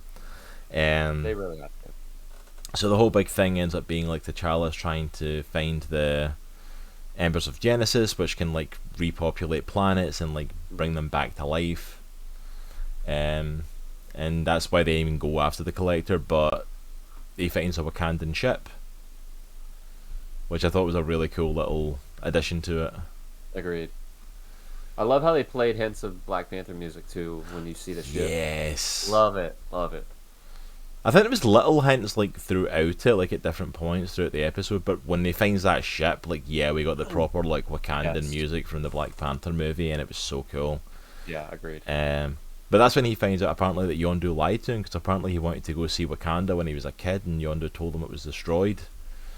And he finds out Wakanda actually sent spacecraft into space looking for him.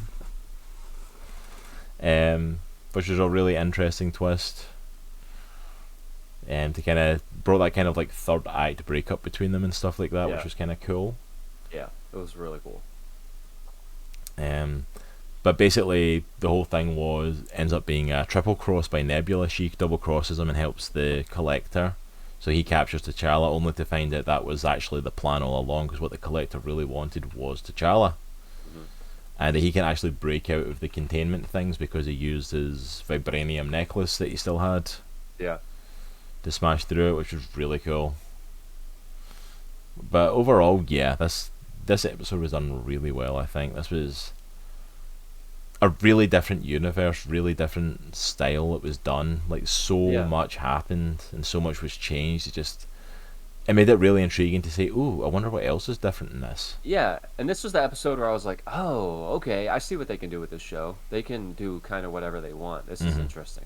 This is interesting." Yeah, absolutely. Like this was the big thing of like, this is what a what if episode can be.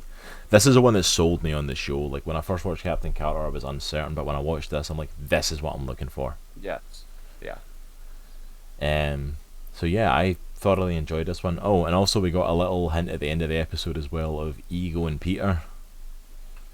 Peter mopping up Baskin Robbins. Apparently, that's where he worked. That's right. And Ego comes to find him because Ego still wants to find another Celestial to rule the world with, or rule the universe with. Yep. Which I thought would be a really interesting double like villain thing if they did that. Obviously, they kind of don't, as we see later on when he's recruited in episode 9. But like, I thought that'd be a really interesting duo of like Peter being the villain along with his dad. So, total side note. I don't feel like they ever tied up that thread in Guardians of the Galaxy 2 where he kind of turned into Eternity or a Celestial or whatever you want to call it. I don't feel like they ever really addressed that. Oh, they said at the end he lost his power when Ego was destroyed. He no longer had any Celestial power left. Yeah. I don't know. I guess so. So he's just a human again. Yeah. Don't get me wrong, you could have done something with that, but yeah. I feel like I would have waste that opportunity. Yeah, anyways, total side note. Tangent. Yeah, but like I thoroughly enjoyed this episode. Like, in one of the last ones from Chadwick Boseman, this is one of the ones I would love to have seen a whole universe based around. I would love to have seen a series on this. I would love to have seen where like they went with this and what else was different now. Like, what else did they do different? Was different because Thanos wasn't hunting the stones, because Gamora wasn't there, because Nebula's good now, because T'Challa's Star-Lord in the universe. Would that play a thing? Because at the end, that's it as well. Sorry, I almost forgot that bit. He actually goes back to Wakanda to check it out, and so we get the Ravagers coming into the throne room to meet King T'Chaka, and Thanos yet again trying to convince the Dora Milaje that his plan wasn't genocide. That's so true. He is one of the Ravagers. That's right. By the end of it, he's one of the Ravagers. Oh yeah, he's one of the. He's in full. No, he's the Ravager from early on. Even in the bar, if you look at his costume, he's technically. I totally forgot that. It's Ravager's colours he's wearing. He's actually a Ravager, and I'm like, that's amazing. That's so funny, dude. I was like, it's so random. Like, Thanos is a Ravager. Like, how did that happen? Of all things, how did that happen? I love it. But it was really cool just seeing that connection and stuff as well. Alright. Do we want to jump into episode 3 then? Yeah, let's do it. Yay. This one was one of my least favourite of the series. Agreed. I wasn't a massive fan of it. Agreed. This is What If the World Lost Its Mightiest Heroes. I don't even remember the full details of this one. This one I didn't get to rewatch, so I don't remember all the full details for it. But I was spoiled, forewarning in this. So this is a murder mystery episode. Yeah. A whodunit, and I knew whodunit before I watched it because the internet told me. Yeah. So I guess the premise for this one is, it starts off, where we see in Iron Man 2 where Nick Fury and Black Widow are pulling up to that donut shop, and Tony's hanging out in the donut, and they meet him at the coffee shop or whatnot, and Black Widow injects the thing into his neck, and Tony Stark dies. like right there, he dies. Yeah, that's right. And That's then how it starts.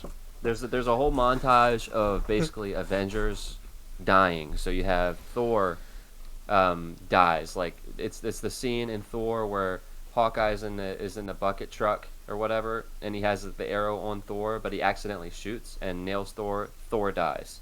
Hawkeye's taken out. Black Widow also is taken out, but before she's taken out, she gets a message sent to Nick Fury saying that it's all about hope. So we come to find out that Hank Pym, in his Yellow Jacket suit, I believe, has been murdering all the Avengers because apparently in this universe, his daughter Hope Van Dyne died on a mission because she was a Shield agent.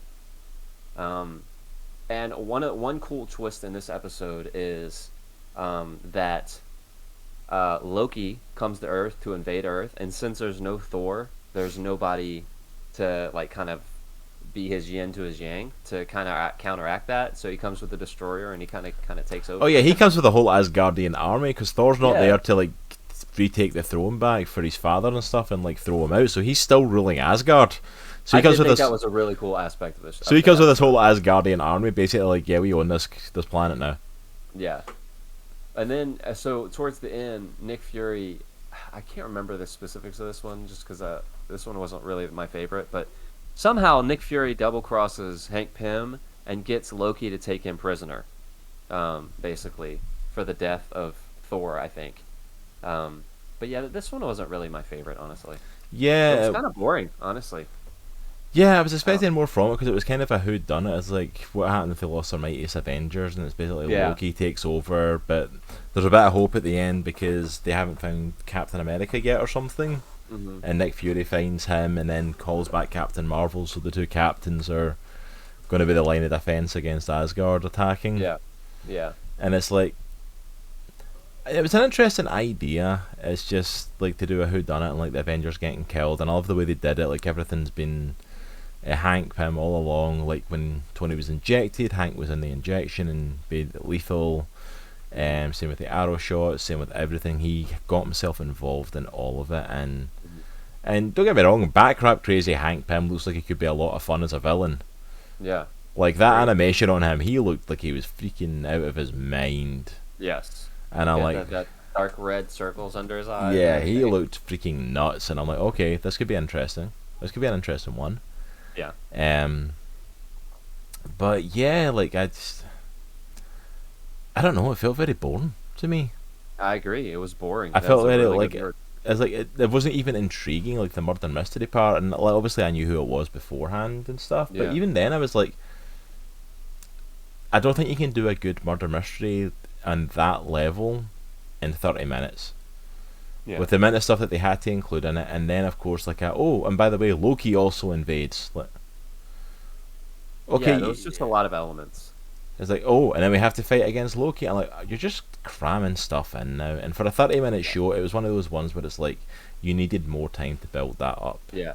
I did like how they revisited some of the scenes from the Marvel movies, like the donut shop stuff with Nick Fury, Tony Stark, and Black Widow, and then the containment area in Nevada for Mjolnir with Thor and Yeah. Shield and all that stuff. That was really cool. There was a couple of funny spots with I think it was Agent Coulson talking about Thor's hair because he kept throwing it back in the rain. But That yeah, was awesome. Yeah, and shout outs to Clark Rigby and Phil Coulson. In so many of these episodes, he came back to do little bits, Yeah. and he was awesome as always. agreed. Absolutely love him. But yeah, like I could take or leave this episode, to be honest. It just Yeah. I at the don't end of the think day it as well, it didn't add anything. Mm-mm. It didn't add anything to this. It didn't even add anything to like the big final build for the final episode. Like none of the Guardians end up coming from this universe or anything like that. It's like it was there. Yeah, because I think at the end of the episode, Loki decides to basically stay on Earth, Yeah. right? And Yeah. there's no follow through. There's no follow through on that decision on any of the episodes. No, he Matter decides to of stay on fact- Earth, and they pull in Captain America and Captain Marvel to fight him, and it's like, but that's it. That's the last we hear of that world.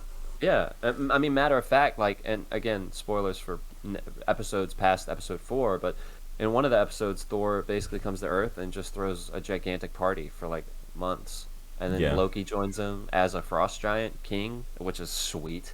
But like no callback to any of that happening in episode 2 or episode 3 of What If. Yeah, no, it's like it's completely different thing, own thing, and even episodes where we didn't get like a guardian coming from it, like for example, like the zombie episode, which is a phenomenal episode as well, which we'll get into next week as part of that review. But even that comes back in the final because they open a porthole and all the zombies start pouring through to help in the fight.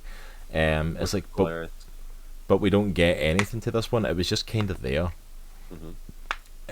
So yeah, it didn't impact any of the other episodes. Not that it should, but if all the other episodes impacted all the other episodes, and just this one kind of didn't. But even if you take it as just a standalone episode, even if you take everything just as standalone for the major story of what it is, it was so weak compared to the rest. Yeah, I agree.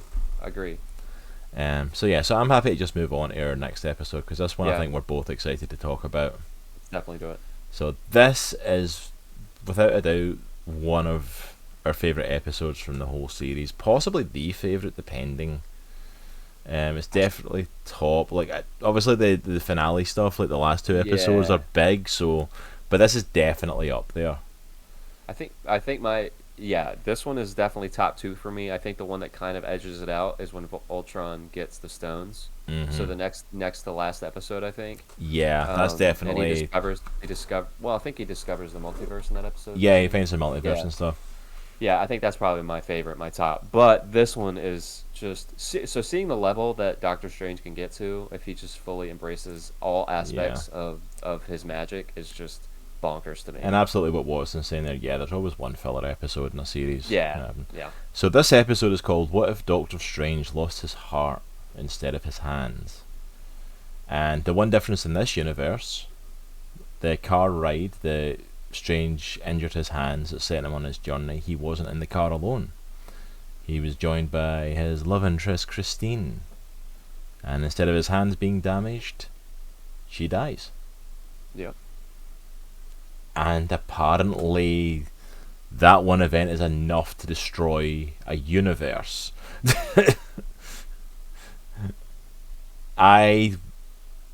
Opening of this episode, especially reading the thing of it, I thought, okay, so he's going to go a bit off the rails because he's losing his love interest rather than his hands, and I was not prepared for just how far off the rails this one was going to go. Yeah. Yes. It was so good. So there's one part of this, and I know we're probably thinking of the same thing. So there's one part of this episode that, like, when I was watching this during the day, and my jaw was just hanging open. And there's a scene in this episode where he's trying to get all the magic possible in his body to be able to save Christine. And he basically opens a portal to wherever, and he starts basically incorporating all of these dark entities. He basically absorbs them into his body. There we go, Sora. Sora delivering truth. Wow, Sora's not been here in forever, and he comes in to drop that. I'm like, really?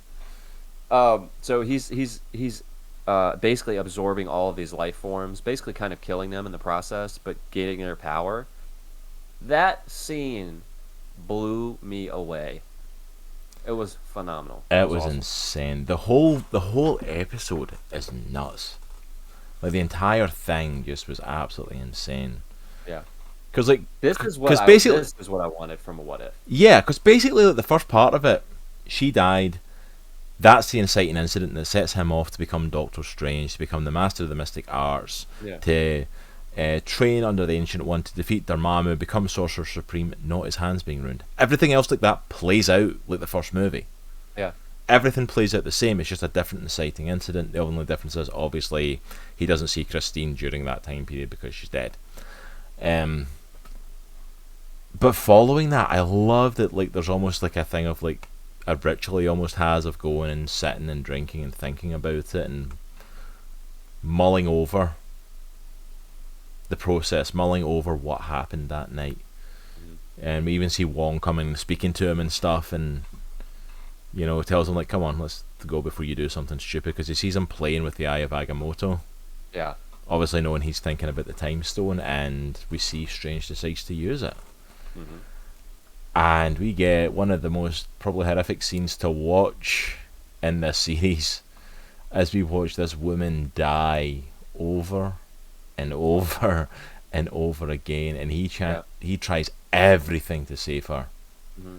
He changes his route, he changes plans, he goes to the party in a different way, he doesn't pick her up and just leaves her, has her drive the car. Every single time she dies in one way or another.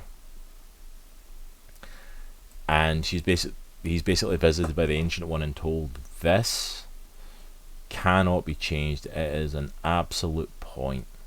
Yeah, and this is an important part of this series too, not to hijack what you were saying. No, absolutely, go for it.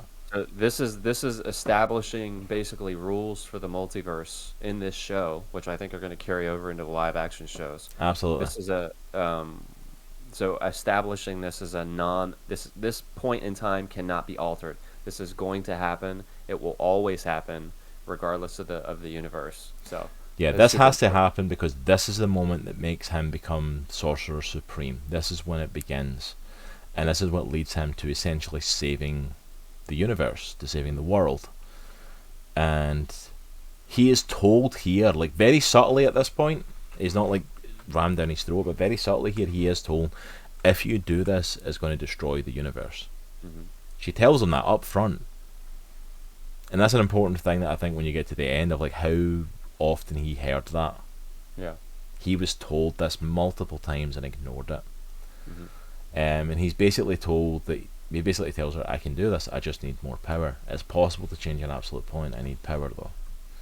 Like, and I just need to get the right knowledge, and that's when he goes looking for it, and he finds the lost library of Cagliostro, which he meets the guy Oben, who's a lot of people online saying that is actually Cagliostro. Yeah, I've heard that. And that it is actually him, and it's his library and stuff like that. But basically he goes and gets lost in that world. And like from what I understand, he spends like 1,000 years there. Like it's like crazy amount of time that at least centuries. He meant because Oben, when he comes out, Oben is dying of old age. Yeah. And he's told it's like centuries because he starts off like reading it, and you see him trying the portal first, like okay, this is how we do it, and ends up fighting basically Shumagorath from episode 1, who like almost kills him. And he's like okay, and he starts doing a lot more study, a lot more research on it, and then starts small. And we start off with like him bringing through this demonic looking gnome, and he just like eyes and mouth light up, and he just absorbs into himself. Yeah. And then all these creatures start to come, and all the creatures, as far as I'm aware, most of them are artist renderings of folklore creatures, or just creations made by the artist. There's nothing that's specifically really like from Marvel here, as far as I was aware, because I had to look it up. I wanted to be sure, in case it was like an Easter egg I was missing. But I think it's mostly like folklore creatures and stuff that he's pulling from other universes and absorbs into himself. And everybody was looking for Mephisto. Oh, that's Mephisto. I know. I want Mephisto to show up now. Doctor Strange Supreme could wreck him. Like, there's no way in the world that he's not going to beat him. You know. There's a strong argument that he is way stronger than Scarlet Witch, and I don't know if I disagree with that. Oh, I would totally agree with that statement, because like I think like the level of stuff that he pulls into him. Yes. And it's like the amount of magic he's brained into himself, it's insane levels. It's not typical Doctor Strange level of power. Yeah. So he like draws all this stuff into himself. And again, when he fights Shumagorath the first time as well, there's an amazing line from Oben, who's like trying to talk to him. He asks him like, well, I hope she's worth it. It's like, because no man does this for himself. Yeah. And he says to him, there's a fine line between devotion and delusion. Which I thought was a really interesting line. Again, hinting at what you're doing isn't devotion to the woman you loved. Yeah. It's too much. Yep. But yeah, so he's in there, he absorbs creatures, he gets a new cape. Which is sweet looking. Which he randomly steals from a bug. That was really, this beetle thing comes through wearing the cape, and he's like, I'll take that cape, that's very nice. And we'll put you back in the portal. I'm not even going to absorb you. I'm just going to steal your cape. I'm like, that poor bug just got like freaking drive-by magic to steal his cape off his back. Like, come on. And the cape looks mental. The cape fits the whole dark aesthetic that Supreme Strange is like going with. Yes. So he gets all his power, to the point of he becomes a cosmic level being. Hmm. He can sense the Watcher watching him. That's so cool. That's such a cool spot in the show, in this He's episode. kneeling, and the Watcher's like narrating over his shoulder, and he just like, hello? Yeah. Like, he can't hear him, but he just knows he's there. And I'm like, oh my goodness, that's how powerful he's becoming. He's literally becoming a cosmic entity level power. Yes. Yes, that was awesome. I'm like, oh, so good. So yeah, he comes out after centuries. Oben dies. Hmm. But then we get the real twist of this episode. Supreme Strange is only half a man. Because before he went to find the library, before he went to do that, the Ancient One split him in half so that there was two timeline versions of him existing in the same timeline. Yeah. One who travelled back in time to try and save her and goes to the library, and one who chose not to and move forward. Hmm. Which, see, when that happened, that blew my mind. I'm like, okay, this is a Doctor Strange what if story. We are just going all out. Everything is just going to happen in this episode. We're just going to leave everything here. So basically, yeah, a version of the Ancient One visits that Strange and tells him what's happening, because the world's literally starting to burn in darkness. Like, things are starting to fade, so the big fight at the end becomes Doctor Strange versus Supreme Strange. Yes, that's such a cool fight. It doesn't Wong cast a protection spell over the real Doctor Strange, or the good Doctor Strange? Yeah, you see him putting like protection stuff on. He puts like a major one in here, like all these protection spells over him to try and help him. I will say though that Strange Supreme handily beats him. Oh yeah, his power level. He beats the brakes off of him. Which I love as well. You see him looking dark, and I forgot to mention actually, when he's in the room before he comes out, you see this creature in shadow, and then all the parts start to kind of pull together, and he becomes Strange again, and it's like, but he just looks so, like, he looks so worn and driven by the darkness. Like, he's got bags under his eyes. He's like drained white. He's completely. He's given everything to pulling this off. But we get the most epic fight we have ever seen in the MCU. Cape versus Cape. Yes. We literally have two capes fighting each other during this fight, which is kind of awesome. Imagine having to animate that. So you want me to do what again? You want me to have a cape fighting another cape? All right. Yeah, that fight doesn't last long, and there's a reason. I think there's only so much you can do with a cape versus a cape. So, total side note. So, apparently, I know I put something in chat, but apparently in the original comic books, Obang is a pseudonym for Cagliostro. So you were correct, Locke. That is just another name he goes by in the comics. That's what I thought. I thought I'd heard that from somewhere, but yeah, that makes sense then. So yeah, so he is Cagliostro. Sorry, I didn't mean to derail that. No, absolutely. That. No, yeah, definitely want to get that info out there, man. Absolutely. So yeah, as you said though, Supreme like handily wrecks him. Yes, no question.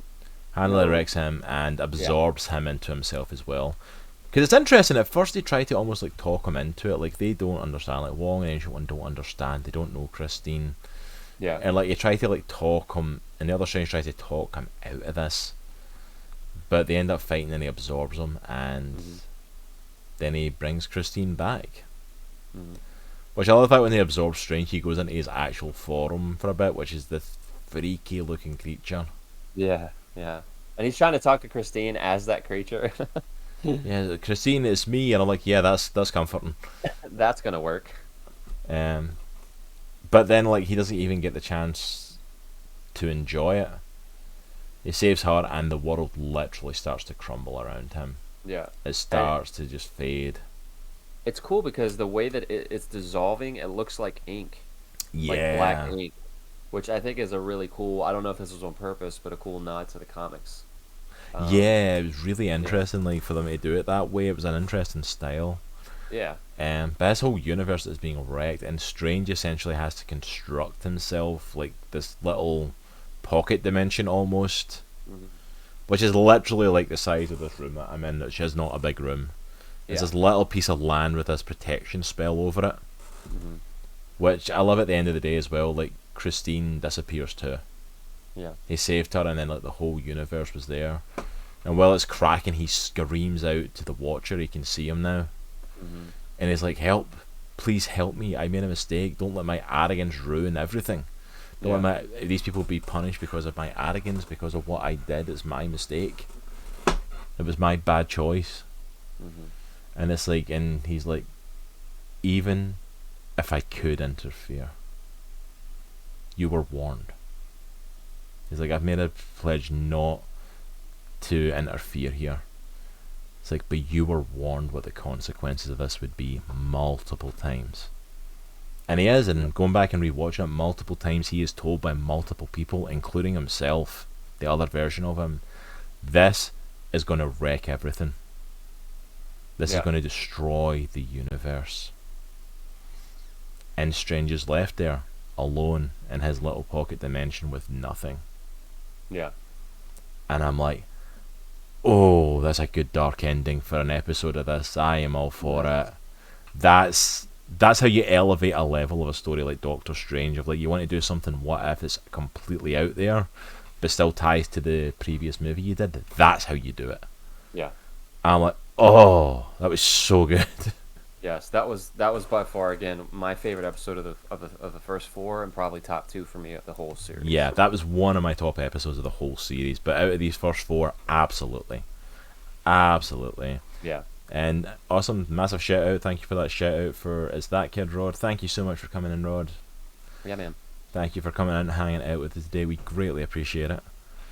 But yeah, this was the one where it was like, I want more of this. I want more of these characters, more of these stories, and you know, it's one of those things of like, I don't know if I've got like a sick thing for like darker stories like that, but I like stories like this. I like the way they're portrayed, where it's like there's a message, there's a lesson to be learned, but it goes on a dark route. And seeing someone take a journey like that, it was a complete character study, and I love a story that does that well, but it doesn't drop off anything else. Like, the storytelling was great, the character development was great, the visuals were good, the path that led him there felt natural that he would go there, because he's backrap crazy by the time you get to the end and he's fighting himself. But you see the natural progression. You can understand why he got there. You can see how he got there. All it started was literally asking, what if? Yeah. When he goes back in time and says, I'm going to try and save her. Yeah. That's it. That's all it took, and he started him on this journey. And I think one of the one thing that this episode has it going for it is there's not a lot of like traveling in this episode. There's not a lot of mileage. Like, there's not a lot of like, the story is about him trying to save Christine and him going over and over and over and over trying to do that. That's literally the story. So there's not a lot to it. You know what I'm saying? It's a small scale story, whereas like some of the others, like coming up in the zombie one, for example, good example, or like in episode 3 with the Asgardian invasion, like it's a world-ending event. Yeah. But the focus is the world and what's happening and how the world got here. Yeah. This is a universe-destroying event, told in a very small, personable story. Yeah. Which is really rare and really hard to do well. Like, this was a world-ending event, and you felt it. You felt the weight of what he was doing. Yeah, but you also felt connected to the characters and the story because it was so small. There was very few characters really in this. You notice that there was like 5 or 6 characters in this. Yeah, and that's it. Whole story, like compared to some of the others, like there's 5 or 6 characters per scene in some of the other stories. This was the whole episode, you know. It's like, this was it. If you have not watched it, apologies that we've just spoiled it for you. But like, if you want, go and see it for yourself. If anything, episode 4 is one of the highlights of this 9-episode series. And if it's a sign of like how creative and inventive they can get, I am so excited to see what they do in season 2. It's so good, man. It's like it blew me away. Yeah. Like 100%, the highlights of this series for me as a whole were Doctor Strange Supreme and Infinity Ultron. Those were highlights. Yeah, those are my favorite. Those are my highlights. Also, as well, probably Star-Lord's T'Challa, just because I think he looks so freaking cool. Yeah. Just the look of him, he looks really cool. But absolutely, Doctor Strange Supreme and Infinity Ultron were the highlights of this whole series for me. Agreed. And if you don't know who 100%. Infinity Ultron is yet, we're going to be talking about him next week. But yeah, I love this series, and this is a great little series as well of like that. I think you need to settle in for this because some of the other series and movies feel so high stakes. Mm-hmm. This reminds me a lot of going to see Shang-Chi. Yes. Like when you go to see some of the other movies or you watch some of the other shows, you're aware of the massive connectivity to everything else. You're aware of the multiversal like connection and the multiverse opening up and the creation of all of that and everything else. With this, it feels like it doesn't need to be a big thing. Yeah. It's just a simple story being told. Like Shang-Chi was like that palate cleanser of like that. This is just a self-contained story. Is it part of that same world? Yeah, but it's a self-contained story. You don't need to worry about anything else. You just have to sit and enjoy. Exactly. And with a lot of these, that's what they felt like. Of like, just sit back and enjoy the ride. And if you don't like one, that's okay. There's another one coming up that's better. Yep. You know, it's fine. Like I wasn't a big fan of episode 3. If you were, glad you enjoyed it. But there's other ones I was a huge fan of. And I'm like, it's amazing. I'm excited to see where they're gonna go for season 2. Just based off of just the bat crap crazy stuff that they did in this one. Only thing I've heard of is that season 2 is going to focus a lot more on stuff that connects into phase 4. Which makes a lot of sense because the amount of stuff that phase 4 is pumping out is insane. Yeah.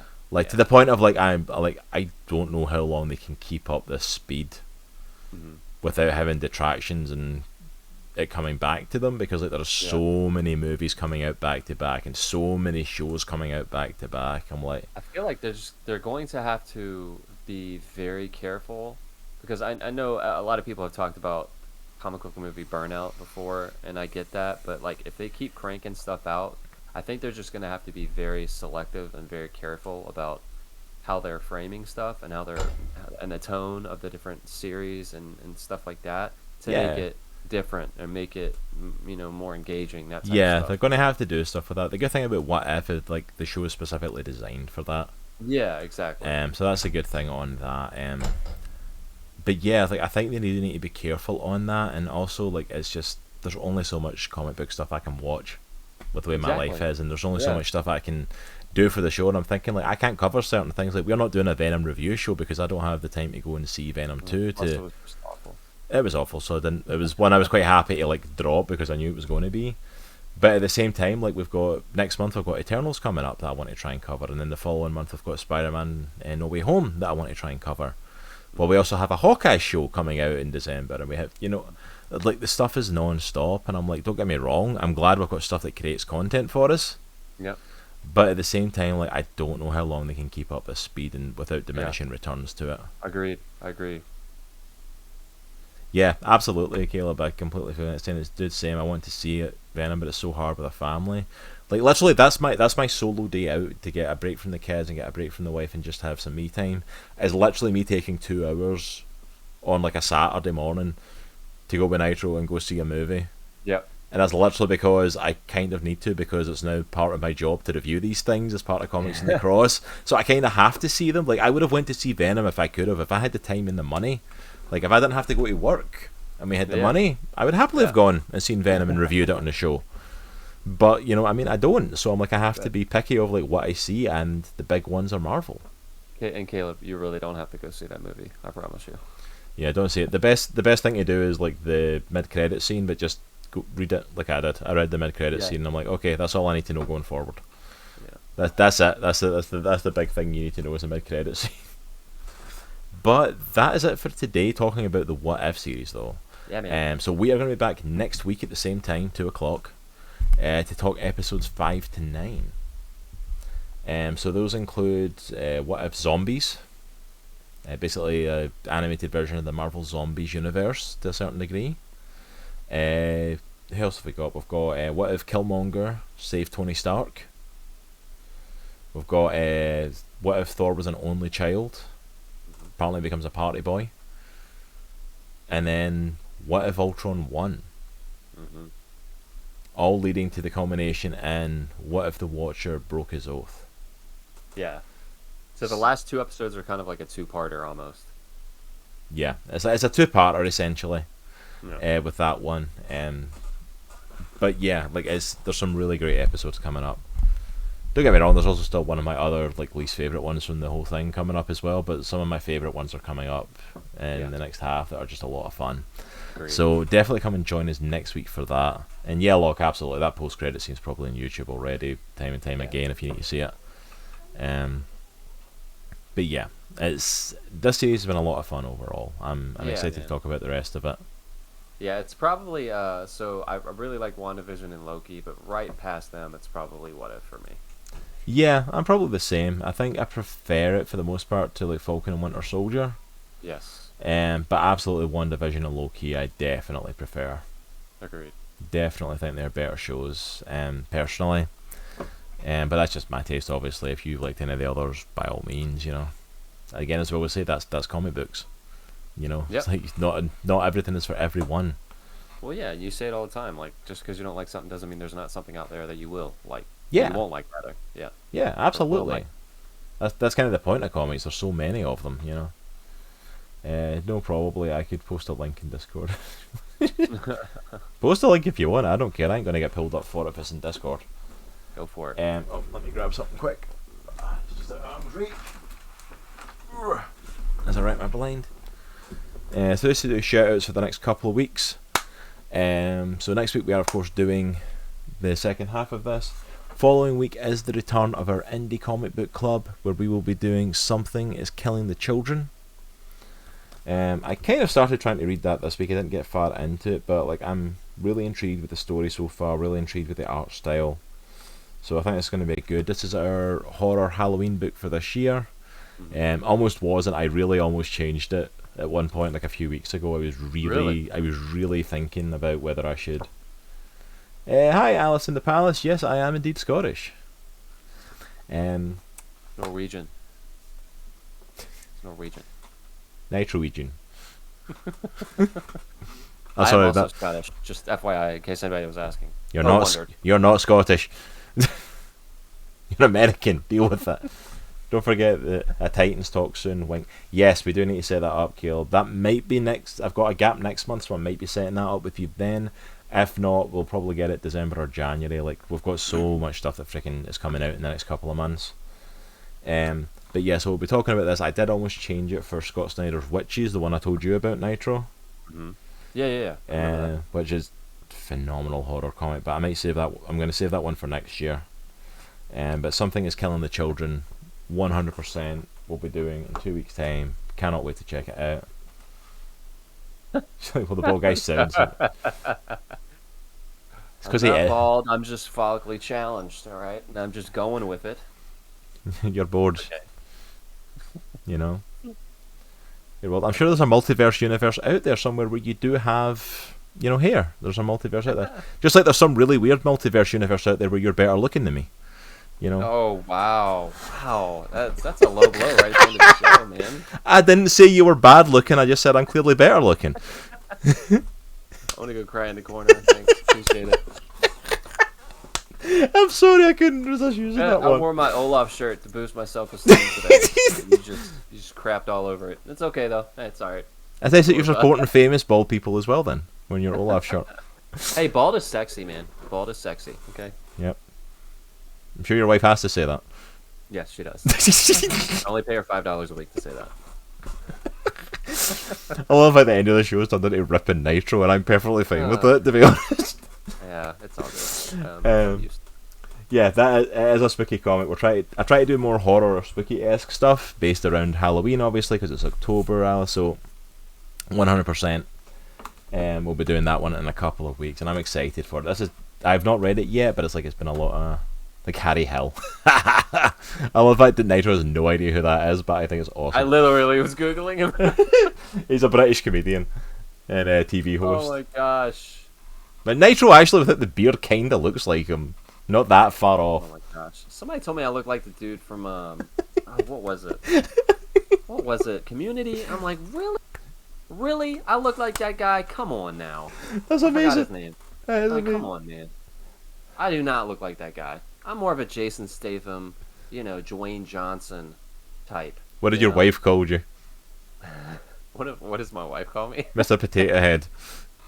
Did she really call me that? I don't You remember that, a 12-hour stream? Following a 12-hour stream? That's messed up, man. I'm getting it from you and my wife. Yeah, you told me that after the 12-hour stream, when she had to do, shave the beard. It's like Caleb, she was, don't you dare get on that bandwagon, Caleb. I will refuse to talk to you again. Again, I don't know why I said again. I'm gonna say with enough of hammering Nitro. I love how this is the end of the show and it's just become Rip Nitro for being bald for no reason other than just because. There is literally no reason for it. I love it. Watson thinks I'm still sexy. Well, I was gonna post it, but it's Watson. Oh, that's amazing. If you think you're like Dwayne The Rock Johnson, you gotta go do push-ups and get a suntan. Just a little bit. Just a bit. just a little bit off of being The Rock. I'm as spaced as they come. Oh, that's looking a really good mid to end the show now. Oh, grief. Good grief. Yeah, hey Alice, I'm from Scotland. I was like, it's part of the partial of the thing. It's like when you really like someone, you pick on them. So, I am all for it. As long as it's kept in good jest and it isn't like fully serious, I'm all for it. But yeah, thank you for everyone who joined us today. This has been an absolutely awesome show, especially the ending. I feel like I need to flex on camera now. Whatever. Really, do you want to go down that road? I need some boost in self-image right now. I was going to say, if you do that, we're just going to rip you regardless. Oh my gosh. But a reminder as well, just for a couple of announcements we made, also, if you are a comic collector or have any collectors or memorabilia, go and check out our awesome sponsors, BCW Supplies. Use Comics Cross at checkout to save 10%. You get bags, boards, folders, picture frames, long boxes, whatever you need for comic book collecting or collecting anything else. They are amazing suppliers for it. So go and check them out. Also, I'm going to throw it up on screen as well. Remember, in April, we are going to be doing our 12-hour stream to try and raise money. It's personal money for me, for my autistic son, to get a service dog from Loyalty Service Dogs. Awesome dogs for awesome people. Oop, that is the wrong camera. Collecting the wrong scene now. There we go. So yeah, go ahead and check them out. Check out their website. They're absolutely amazing. They train service dogs to help people with autism. So he would be trained up to help my son deal with anxiety, to deal with elopement issues, to deal with deep pressure, to deal with all of that. But it is really expensive to train them to assist people with autism. It's $27,000 for getting the dog trained and delivered here. They'll bring it here to us in Virginia from Nevada. But we will be doing the fundraiser to try and raise a 30% down payment, which is about $9,000. So we'll be doing that fundraiser. If you want to get involved in the fundraiser, if you want to do something as part of it, if you have something as a giveaway you want to give as part of it, if you want to play the games with us, if you want to be involved in the show, then reach out to me, drop me a message, drop me a message on Discord or on social media, and we would absolutely love for you to be involved. Do you have Halloween Comic Fest up in Scotland, or is it a West County thing? I think it's a West County thing. I don't think they've got it in Scotland. And I'm not in Scotland, I'm actually in the States. Originally from Scotland. But I don't think they have it in Scotland as far as I know, Alice. But I'm sure it's an amazing thing, though. There's a lot of great horror comics and stuff out there. But yeah, so we're excited to do another 12-hour stream in April. We had a lot of fun with this year's, and I'm so excited to do that again and spend 12 hours with all you crazy people. So I am absolutely excited for that. So anything that you are able and willing to give, we'll be collecting funds on that day for it. And if you want to go follow our Ko-fi page as well, that's where we'll be doing the collecting on the day when we do the 12-hour fundraiser. You can go drop it a follow so you have it handy. Or if you want to financially support the channel in general, you can go drop us some support over there, which we greatly appreciate. Obviously, it is never a mandatory thing. You're not going to lose out here, but it is appreciated, and you do get some exclusive content over there as well. Yep. Alright, I think I've covered everything for that. Remember, join us tomorrow night as my wife Jay will be back to continue her playthrough of Bioshock as part of You Have Died, Try Again. She will be back playing through that. We've been having a lot of fun in those, so that'll be 8:30 Eastern tomorrow night. And then Nitro, I believe, should be back on Tuesday. I'll be back on Tuesday, and I will be continuing work on my Ninja Turtles piece for myself. So we'll be drawing, doing some inking, all that stuff. Yeah, if you missed that, like live art and Teenage Mutant Ninja Turtles. come on by. Yeah, if you missed it a couple of weeks ago, Nitro started an amazing piece he's doing, featuring all the turtles in this like New York, like this rooftop design background, and it's like I'm hyped for this. The stuff he was doing looks amazing already, and he just was basically sketching them out. So I can't wait to see when it starts getting put together. So you do not want to miss that one. I guarantee you'll love it. Come, lurk, hang out, just put it on in the background. It's nice to chill out with Nitro. He'll take you through, ask him questions. He has got so much stuff going on with it. It's awesome. Yep. Alright, I think that's pretty much everything that's upcoming with this. Do we have anyone to raid? I know you were looking for someone. Yeah, hold on. Sorry. Come on, man. Come on, man. I'm so sorry. Okay. Ski Spot update. There is a 11. new member of the Hey! Comic Clan. Alice in the Palace, thank you glorious so much for the follow. Welcome. Welcome to the Comic Clan. We greatly appreciate it. Thank you for coming in. You have an absolutely amazing day, Alice. Thank you for popping in. Hope you have a good day. Geek is one geek. I was gonna say it's like Geek is playing. It's like maybe a bit more specific than that, Caleb. There's a few of us here, you know. Yeah, I don't know a ton of the other ones, personally. So yeah, I think One Geek 411 is playing though. They're doing Last of Us remastered. Let me see. Oh, I know who we could drop. I don't get a chance to rate her often. Asia in the Kitchen is doing some art. Oh, cool. She is actually the wife of Frostbite. That's right. So she's apparently doing some art, and she's not started that long. So let's go and rate her because we don't get a chance to rate her that often. I like trying to catch people if they pop in and we don't get to see them. So One Geek is like always our backup for a Sunday if we don't have anyone else to raid. They're usually on. So yeah, let's go raid Asia in the Kitchen. Yeah, she is absolutely awesome. Thank you so much, Space Hobo. I appreciate it, man. I appreciate you showing up. So if you're hanging out with us right now, stick around with us till we do this raid. Show Asia some love. And yeah, I think that's it from us this week. Love you all. Love you guys. Thanks for remember. making fun of my bald head. Appreciate it. And it's a goodbye from me, Cross. It's a goodbye from him, Baldy. And I hope your tire gets flat on the way home. Wow.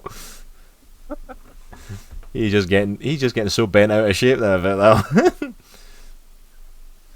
I need to find the name of that character. Is it the Dean, the name of the character for Community? Oh, gosh. Yeah, it's Dean. It's the Dean. Yeah, I remember that one. But thank you so much for everyone that came and hung out with us. I'm out of here before we start another ripping Nitro moment.